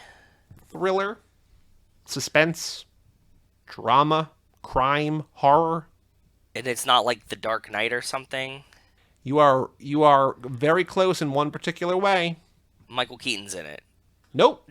Different. The same way that you're close. Val but, Kilmer's in it. Batman Forever. No, you got all the clues, Mr. Police, but you're jumbling them all up. But Val Kilmer is the connection to this movie. So it's a Batman thing. The star of this movie played Batman. Big knife on the poster. Directed by a woman. Based on a book. Jared Leto is in it. The Killing Joke? Eggshell with Roman. Nice. The Batman, the new one? Nope. It's not a Batman movie. Oh, yeah, that's right, because it just has Val Kilmer in it. I'm just stuck on Batman. No, Val Kilmer's not in it. What? It's a Batman movie, but not Val Kilmer. No, it's not a Batman movie. The star of this movie played Batman. The star of it, is it Robert Pattinson?